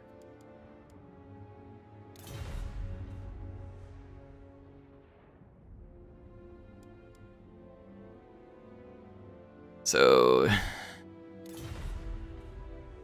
my team go game 2 factions, other go game 1. Yeah, and it doesn't matter that Wood Elves or Beastmen got DLC in Game 2. Those are going to be Game 1 factions. So Wood Elves and Beastmen, Game 1 factions. My team's going to do Game 2. So Game 2 is going to be Druchii, High Elves, Lizardmen, Skaven, Tomb Kings, Vampirates, all that stuff.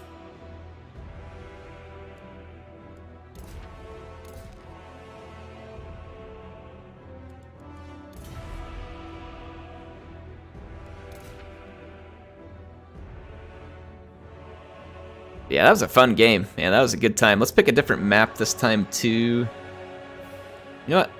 We'll just do Crossroads. Kind of a boring map, but we'll do Crossroads. That way it's even Stevens for everybody. I'm going to put my blocker back up, and then, of course, I need to remember to take it off when I get into battle. Start picking an army here for the Acer. I really want to get some miniatures, like some High Elf miniatures. They have some of them that you can still buy for Age of Sigmar that are still in circulation, like they're part of the Cities of Sigmar groups. I've thought about getting a few, like the Sisters of Avalorn are there. I've seen Phoenix Guards and Sword Masters. It'd be cool to pick up some of those and get those painted. I'm painting miniatures because I do kind of want to figure out how to play the tabletop game, but also I just kind of want some really cool decorations to keep in the studio, and they're really neat and they're fun to paint. Like, it's a fun hobby, so I definitely would like to get a hold of some at some point for the High Elves. The new version of the High Elves in Age of Sigmar, I'm trying to remember what they're... Lumineth Realm Lords. There's some of their units that look cool, and then others that are just kind of bleh.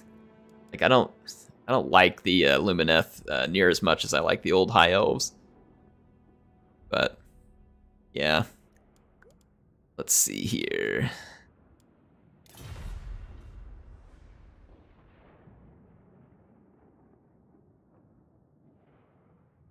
Oh yeah, Nero needs to switch up his team.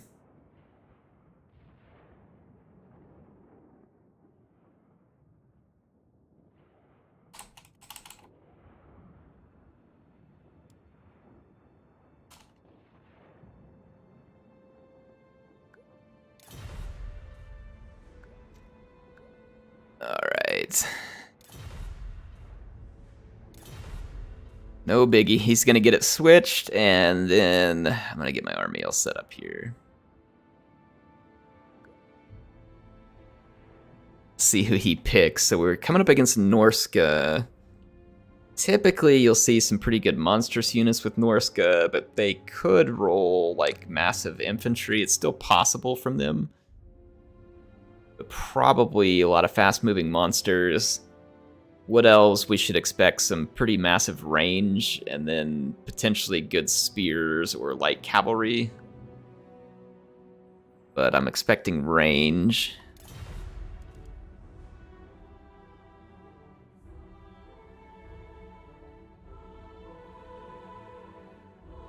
Okay, he's got it. So Nero's going to go dwarves. That means that they're going to also be able to play defensively, because the dwarves can make a good defensive anchor. Of course, the Tomb Kings can do that, and so can the Vampirates.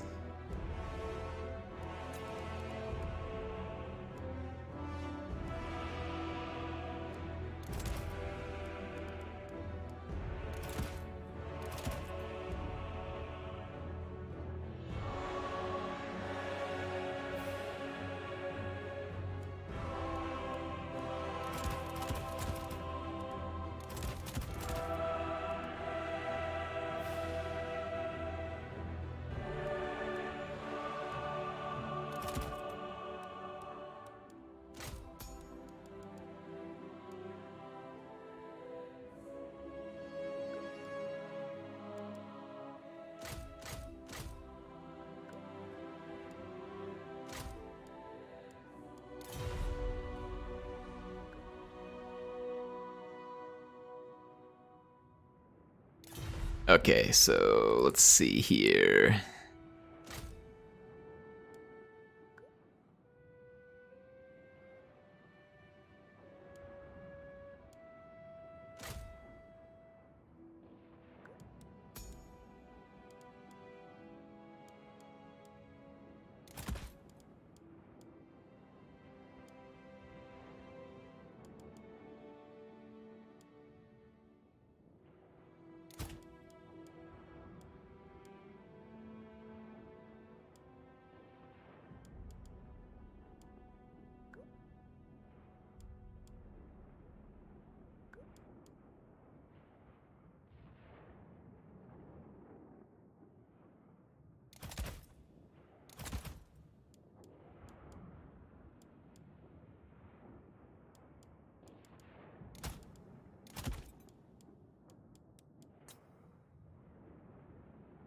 Yeah, okay. I think I've got my army figured out, and it looks like the other team...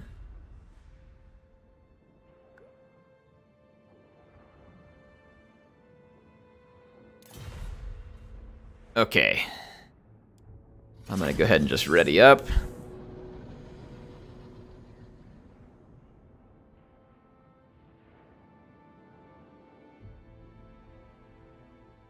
Slade says that was my first time joining the stream and playing with you. Been a fan for like 7 years. Geeking out so much. Like the Van people. You did great, Slayer. Slade, you did good. Thanks for joining. It's glad to have you. Jonas Nee says, Archaon the Everfool. Yeah, he was. Jonas Nee, hope you're doing good. What games are you playing these days? I remember playing some Shogun 2 with you back in the day. If you're still on, but Regina says, yeah, some of the Luminef stuff look like they have an identity crisis. Agreed. Some of them look kind of like traditional high elves, but other ones definitely have that crisis going on. Yeah, that was a fun battle, man. That was great. That's probably one of the best on-stream battles I've had in a long time. It's fantastic. I had some fun with that one. I love these streams. Hope you all know that. Like, I love getting on and streaming. It's so much fun. It's a fun way to relax. It's a great way for me to kind of kick back and play some games. Like, I think some of the most fun I have playing games these days is playing on stream. Because I get to play socially with people that are, you know, here to have fun, here to have a good time. Otherwise, like, I have a hard time with multiplayer these days because it just feels so sweaty all the time. Like, playing multiplayer, it feels nice to just play, like, some just good, fun, social games. Like, you don't have to worry about getting called a noob or anybody running you down, like having a hard time. Like, we just have a good time. If you win, it's fun. If you lose, you still had a good time. Like, I don't know. I wish there was more social aspect to games more often. I get that there's a competitive aspect to game, and that's cool too. Like, sometimes I like watching people play competitively. But at the same time, like, for me, it's just kind of like, I don't want to play a game just to get all tense and, you know, really focused on the competitive stuff. Like, oh man, I just really enjoy just getting some social games in. So yeah, it's nice to be able to do these. Yeah, I'm the same, Daniel. I don't like when people get rude. I think it's fine to be competitive. I think it's, you know, people kind of naturally have some competitive streak in them, right? I think it's got to be somewhat natural in order for us to survive. But at the same time, I don't mind, like, playing someone too. Like, in the past, I've, you know, occasionally run into a game. Like, I remember playing an Age of Empires 3 multiplayer game a long time ago. It's the first one I ever played. And, you know, I was trying something, it totally didn't work, and I just started getting shellacked by a good player. And it was awesome because, like, after the game was over, he's like, hey, he's like, yeah, I've been playing for a long time. He's like, you want me to give you some tips? And I was like, sure. And, like, he told me a few things, and, like, he stayed on the chat and then played another game with me and taught me a few things. I was like, dude, that's awesome. Like, good for that guy. Like, he could have just kicked me, called me a noob, and laughed and moved on. But it was like, you know, it's kind of cool because I remember playing that, and then, like, it kept me interested in continuing to try and play the game because it was like, man, that's cool. You know, like, see some sportsmanship out of that. And, you know, hopefully we do that sometimes on this channel too, whenever we're making videos, trying to help people be able to just play better. And whenever you're in the stream, like, if you haven't played a bunch, it's okay to join. Like, just feel free. And if you join in and you haven't played a bunch, tell us. And you know, and people will help you out when you're playing. Like, ask them, you know, hey, what kind of units should I pick, or what do you think I should get? Like, just ask for help. It's fine. It's all good. And we'll learn how to play, right? Practice is the best way to learn, hands-on. Flaming Heron says you don't see that often enough. I agree. Like, it's unfortunate. It's just good, fun sportsmanship, right? When you take the time to stop and help someone too, and it doesn't mean you can't be good. It doesn't mean you can't be competitive, right? You can, but you can also, you know, kind of help others enjoy it at the same time.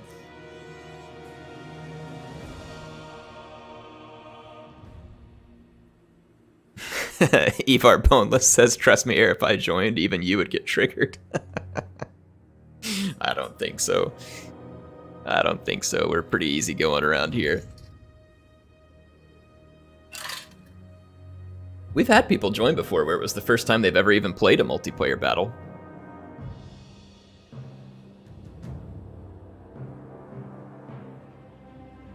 So yeah, we've had people join with no experience before. Oh, I gotta turn my blocker off. There we go. Well, it looks like we're gonna load in. I don't think we dropped anybody. Excellent. It's the same crew, so you would hope that we're gonna load in okay.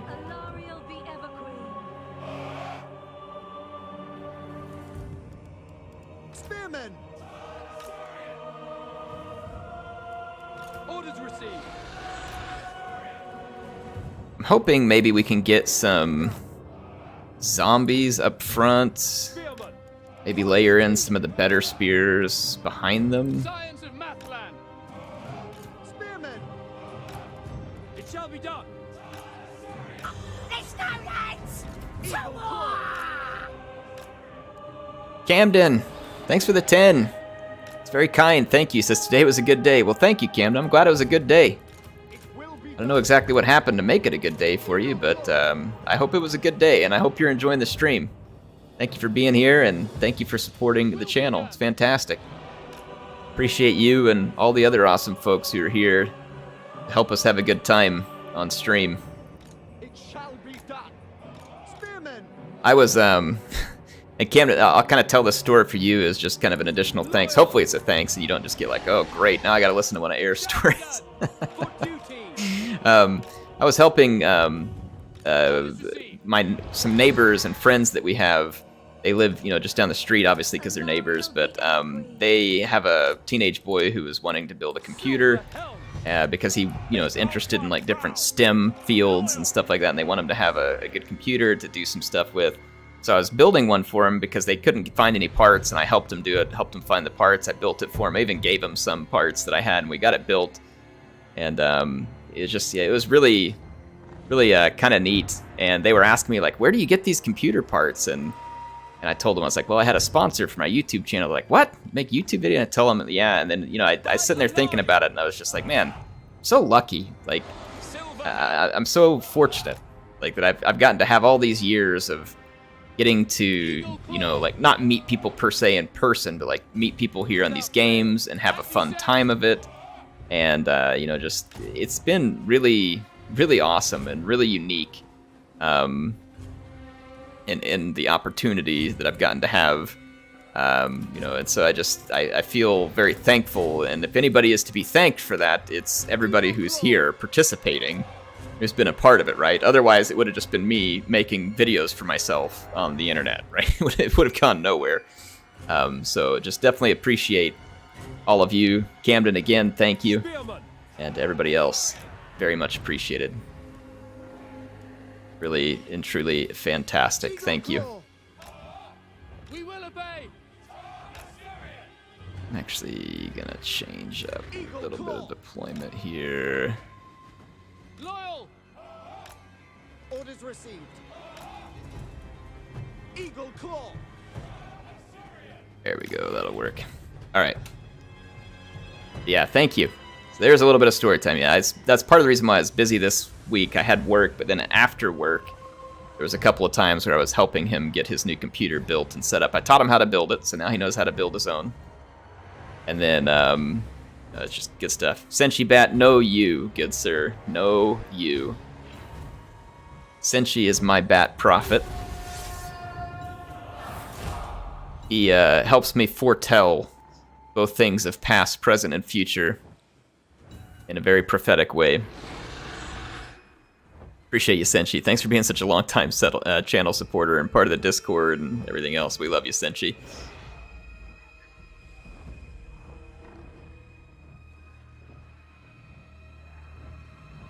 All right, it's almost time for Brawl number 2. See if we get another good one here. I'm sure we will. It'll be a good time.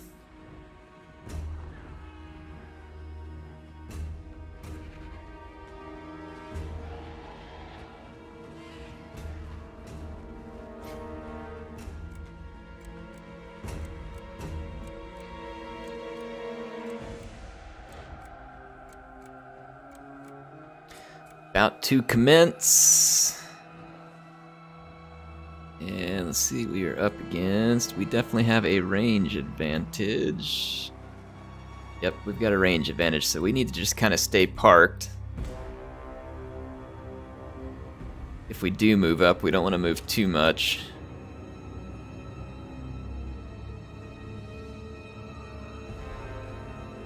Because we certainly hold the superior range here. And anything that approaches us from the front is going to suffer mightily. For duty.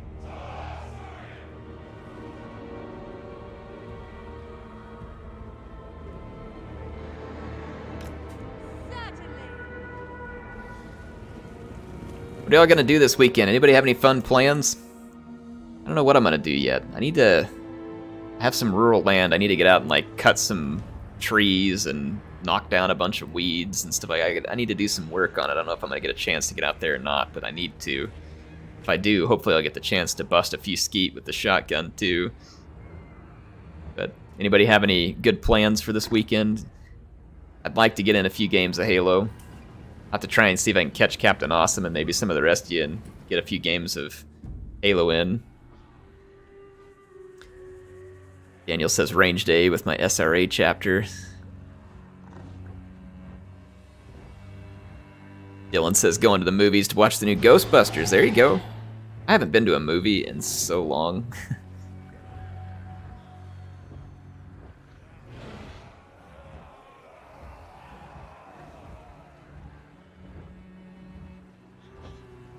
Alright. Oh, Gentle Rat. No! Was he on my team? I don't think so. Oh man, so the Gentle Rat's troops are about to go AWOL. Like they're about to just go berserk straight into us. Dang, we dropped someone.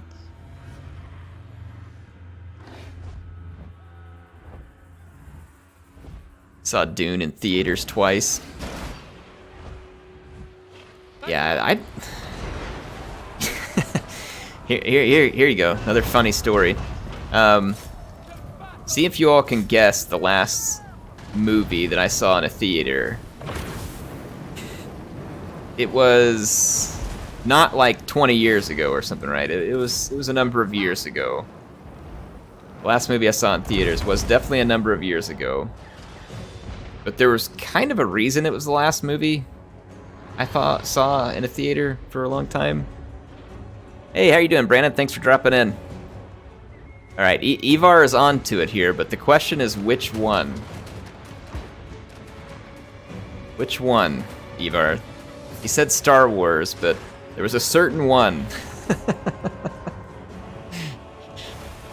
Ooh, that was some nice arrows of Kurnos from back there. Is going for my...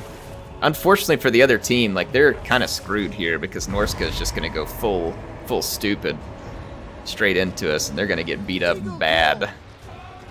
They are going to get absolutely shellacked because they're going headlong into all this stuff. The Last Jedi. Yep, Flaming Heron got it. Yeah, The Last Jedi was so absurdly and obscenely bad that I haven't gone to a movie theater since. Like, The Last Jedi was truly awful. It was really bad. Ever onward, under her protection. Yeah, it was bad. Advancing. I was definitely no fan. Onward. Here my gifts. A little bit of banishment going on for those Marauders. Holy crap, Camden. Man, you're already very kind. Thank you for the 20. He says, been subscribed to your channel forever. Since I first played Warhammer 2, those were simpler times, but now I can afford to pay off all those strats I ripped up. Man, you don't have to pay off anything. Just stick around, have a good time. Have a good time with us. I do appreciate it. That's, like I said, that's very kind of you. Appreciate the support. Very much appreciate the support. But yeah, that's... Don't worry about paying anything back. The best way you can pay me back, you know, is just have a good time here. Be a part of the community. But thank you. Do appreciate it. That was very kind. Some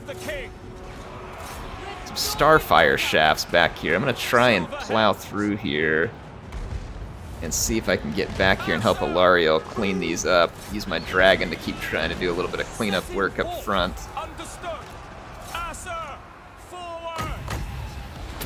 Ilariel, a little bit of healing. I'm gonna save that Star of Avalorn.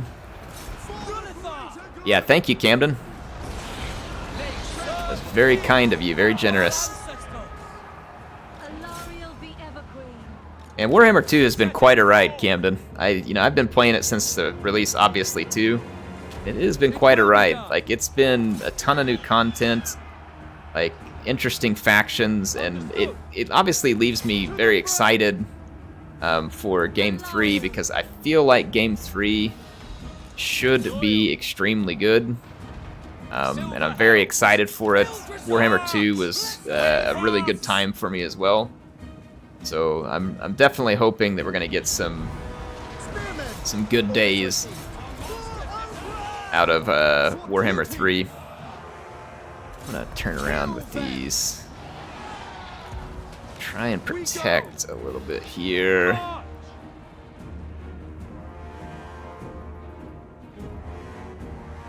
Alright. Got rid of a lot of that dwarf artillery. Let's see if we can move over here after some of those quarrelers. Let's quit chasing, that's a waste of time over there. I'm gonna turn my bolt throwers back here and try and give the elves something to think about. Got some defense there. My dragon's still doing pretty solid here. Bring Alariel back over here so I don't forget about her. She was chasing some units that were busy routing. Alright, we're gonna get into some of these quarrelers.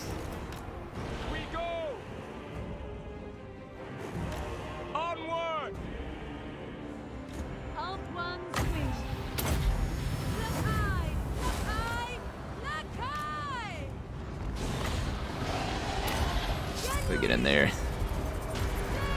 Slayers. Trying to figure out what's doing so much damage to my dragon. Could be Slayers. Alright, we did some damage to some of the cavalry that's harassing us. What is this unit? Longbeards, okay. I swear I just couldn't get a readout on what that unit was there for a minute. Alright, we got rid of most of the quarrelers. I'm gonna have my... Let's go there, so we'll try and get rid of these Longbeards. Got the Scions and Mathlon in here as well. Running low on ammunition on some of my bolt throwers.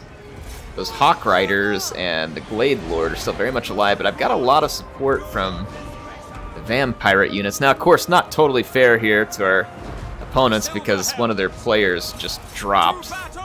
And the AI, of course, went full YOLO, which is all the AI is capable of doing, apparently, in a total war game. So they weren't left with a lot of options in terms of how they were going to try and play this battle.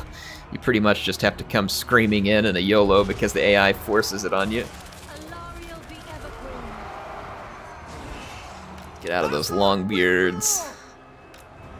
Let's see who's back here. Let's go take out the... Well, if I go take out the Dwarf Lord, we're going to have the worry of those archers back there. Let's maybe see if I can turn my bolt throwers.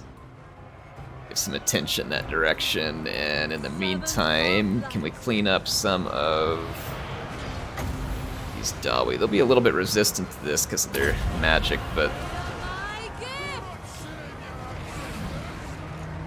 Let's get my cavalry out of there.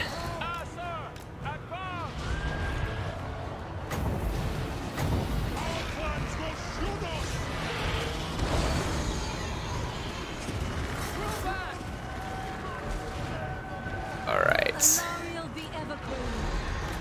So we can clean up the rest of that.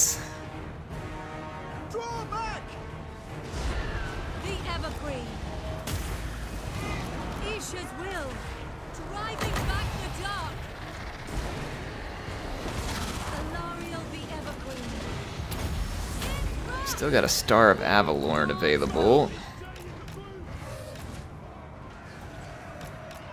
I don't imagine those Wood Elves are going to want to stick around and fight me, so I'm going to let my range support come in a little here. No longer need these Spearmen over this direction. They might get attacked by the Wood Elf Flyers, but I've gotten to use most of my ammunition at this point.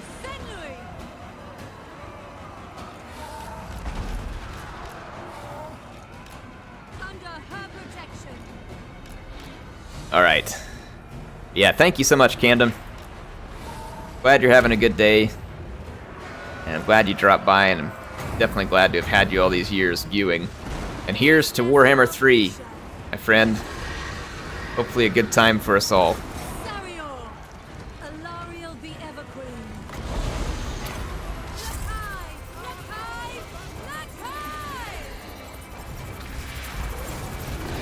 Alright. I think we've just about got this one wrapped up. With haste, as you say. Advance! You're it there! Ever onward!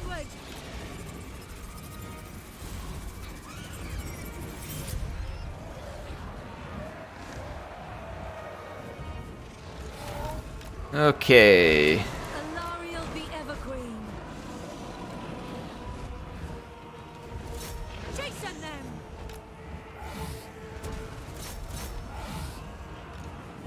Attack. I think we're about to flip the power bar here.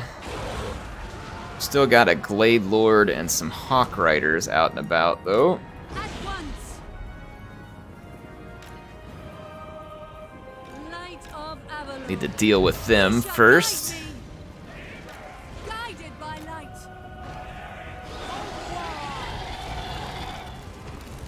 Moving. See if we can get in and go after some of these Wild Riders. Alariel has magic attacks, so it'd be good to get after the Lost Sylvan Knights, but like I said, I don't imagine they're going to sit still and make this particularly easy for us. Dark. They're using magic against us. Onward. Spearman. Following orders. Forward. Move. Guided by I'll try and light. single out these Lost Sylvan Knights. I don't know if they'll be fast enough to get away from me. They should be. Alariel should be faster than them, though, because her eagle. Let's see.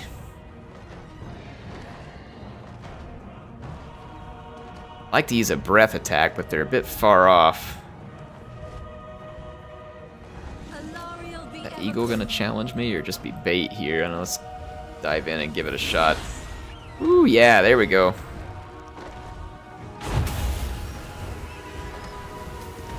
Looks like the eagle took a spirit leech as well from Archon. One's queen.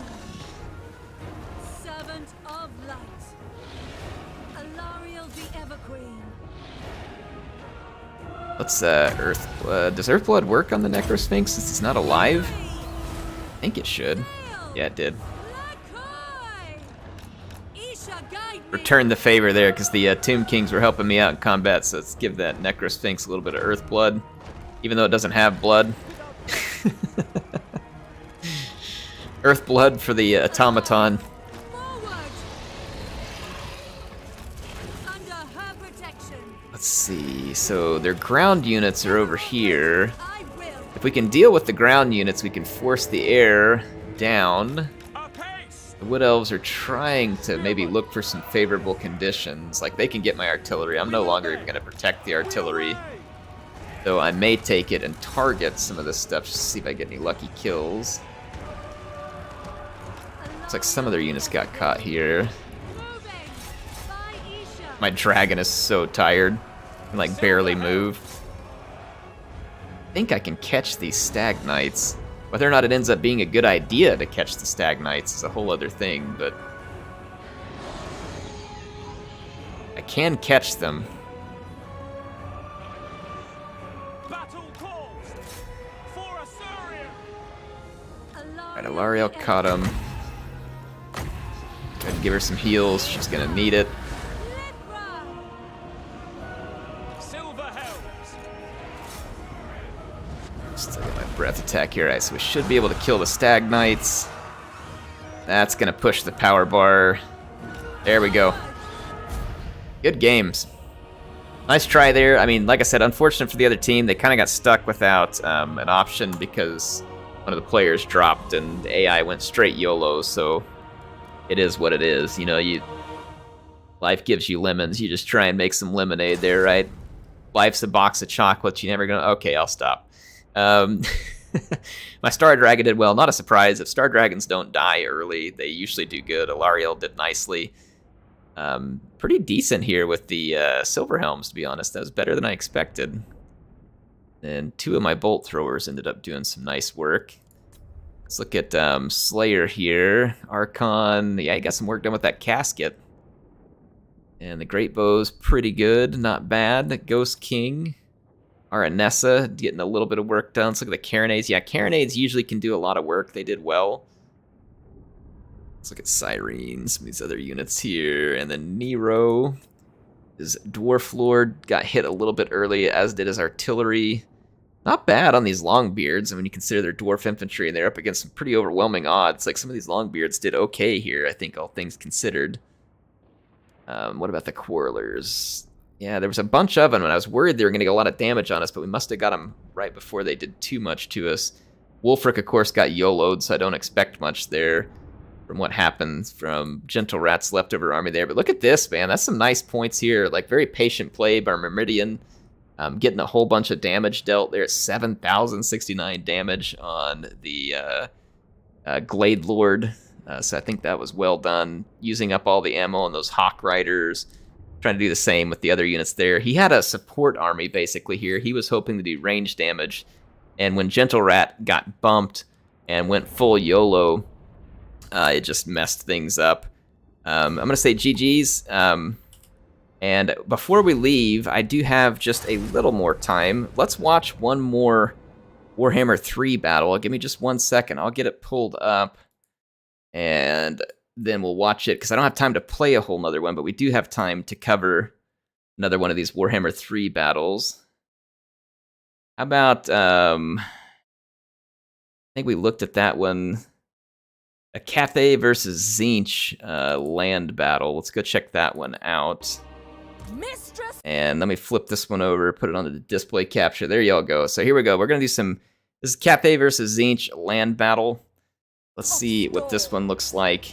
Looks like they got 2 Terracotta Sentinels, some Sky Lanterns, Fire Rockets. I'm seeing some Jade Warriors with Halberds. It's like an Alchemist thing there. I forget what it's called. Got some more... Is that Celestial Guard, the Spearman? Or is that just a Jade Warrior? I think one of those units is Celestial Guard. I don't know which one. I'll have to see if he mouses over again. Yeah, okay, that's the Celestial Guard right here. And these ones over here must be Celestial Guard. Or sorry, this is the Jade Warriors. This is Celestial Guard. These are going to be Jade Warriors with swords over here on this side. And then he's got some Jade Warrior crossbows. And then he's got the sniper units right here.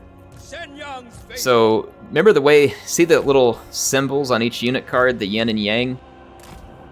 They need to be placing those units near each other, and those units get buffs. Like, so, yin units buff yang units, and then vice versa. And so, with Cathay, it's important that you either operate in groups where the yin-yang is supporting, or that you operate as an entire army where those buffs can do that. Now, obviously, that makes you quite static, but Cathay's gameplay is going to be kind of static, right? I don't think they're going to be particularly mobile. You can see here the Fire Rain rockets coming in. Let's see what it does.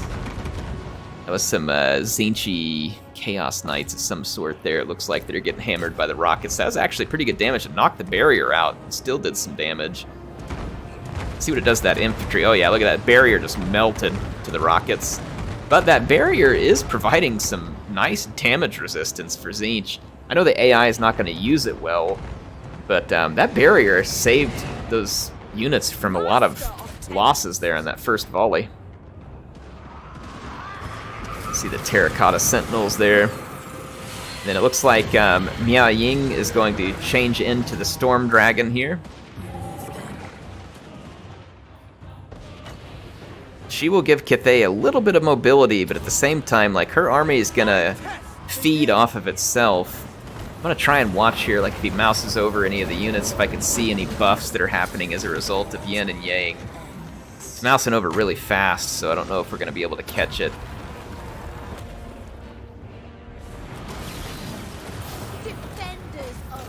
Zinch is resisting a surprising amount of this ranged attack.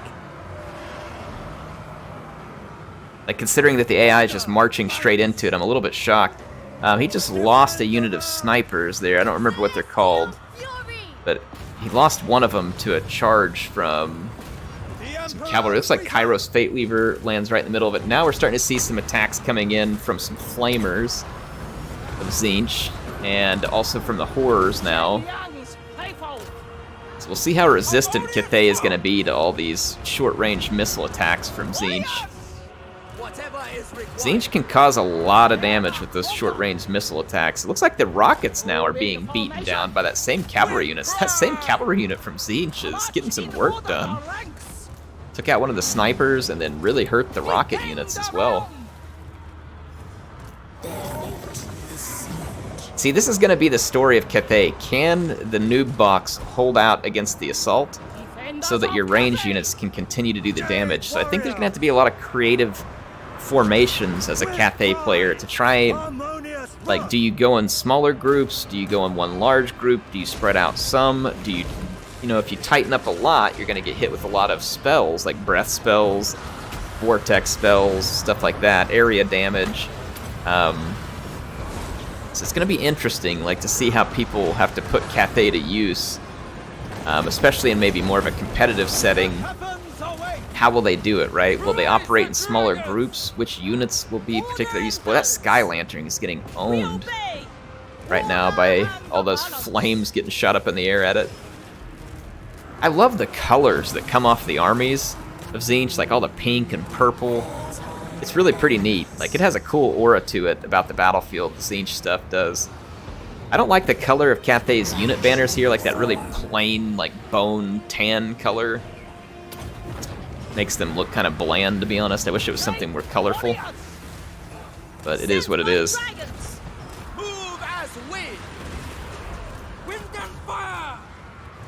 I doubt the AI will win, because it's unlikely that that Josh over at CA was going to film himself losing to the AI and then submit it for us to put all over YouTube. But I am impressed. Like, look at that Exalted Flamer there. It's getting that Terracotta Sentinel pretty good. Exalted Flamer can do some pretty solid missile damage, and then it's decent against infantry and melee, if I remember right. We've got Discount Sartorial bouncing around through that fight as well. And then Kairos Fate Weaver over there as well. Defenders of Cathay. These high elves sound different. I feel like Cathay is actually going to play very similar to the dwarves in many ways. Not every way, but I think in many ways they're going to play similar to the dwarves. Yeah, so Zinch disrupted the formation of Cathay very quickly, but it looks like that, and I guess kind of pun intended here, that the forces of Zinch kind of flamed out after that, right? Like, they came in and they hit, but couldn't finish the job. And if there is appropriate yin and yang, I would expect that the halberds of Cathay are going to be pretty darn resistant when braced for a charge. And it's also going to send their melee defense up by quite a bit when they're braced for a charge. So I would expect that they're going to be pretty tough to crack sometimes, unless you have the right, right things to do it. I would think you're going to want to spread out really wide, come in a wide sweeping surrounding motion. If Cathay does kind of like the noob box thing like they did here, you'd want to come in a wide sweeping, or you'd want to come in with some powerful breath and vortex spells to kind of bust up Cathay's formation and cause a lot of damage so that you could then rush in. I kind of think that's going to be the big worry for Cathay, is that if you try and get overly noob boxy, the AI may not be able to do it, but I think a player is going to punish you badly if you go into a noob box, because they are so dangerous in Warhammer 2, unless you're playing against a faction that doesn't have the right tools. But I mean, with magic being a thing, I think we're gonna see some Cathay noob boxes get wrecked before people realize that you're gonna have to probably watch your formations a little. Like I said, pretty good resistance and damage early from Zinch, but they definitely flamed out late against this army of Cathay here. I'm very interested to get hands-on with Cathay. I really want to test those yin and yang bonuses and get an understanding of, I don't know why that seems interesting to me, but it does. And I'm also very excited for Kislev. I actually got to play as Kislev against Khorne a long time ago, so I actually got to play the game and play against Kislev, or play against Khorne, and I really like Kislev. So I'm very excited to play them still. I really like the aesthetic that their faction has. I know some people will just think they're Empire reskinned with ice, but I think they're going to be a lot of fun. But there we go. That was a Cathay versus Zinch battle. So hopefully you all had a fun stream tonight. We got to watch the Warhammer 3 battles. We got to talk about Nurgle's mechanics. We got to play a couple of 3v3s. And hopefully you had a good time and you're now ready for your weekend. I hope you go enjoy it. I'm going to go enjoy my weekend.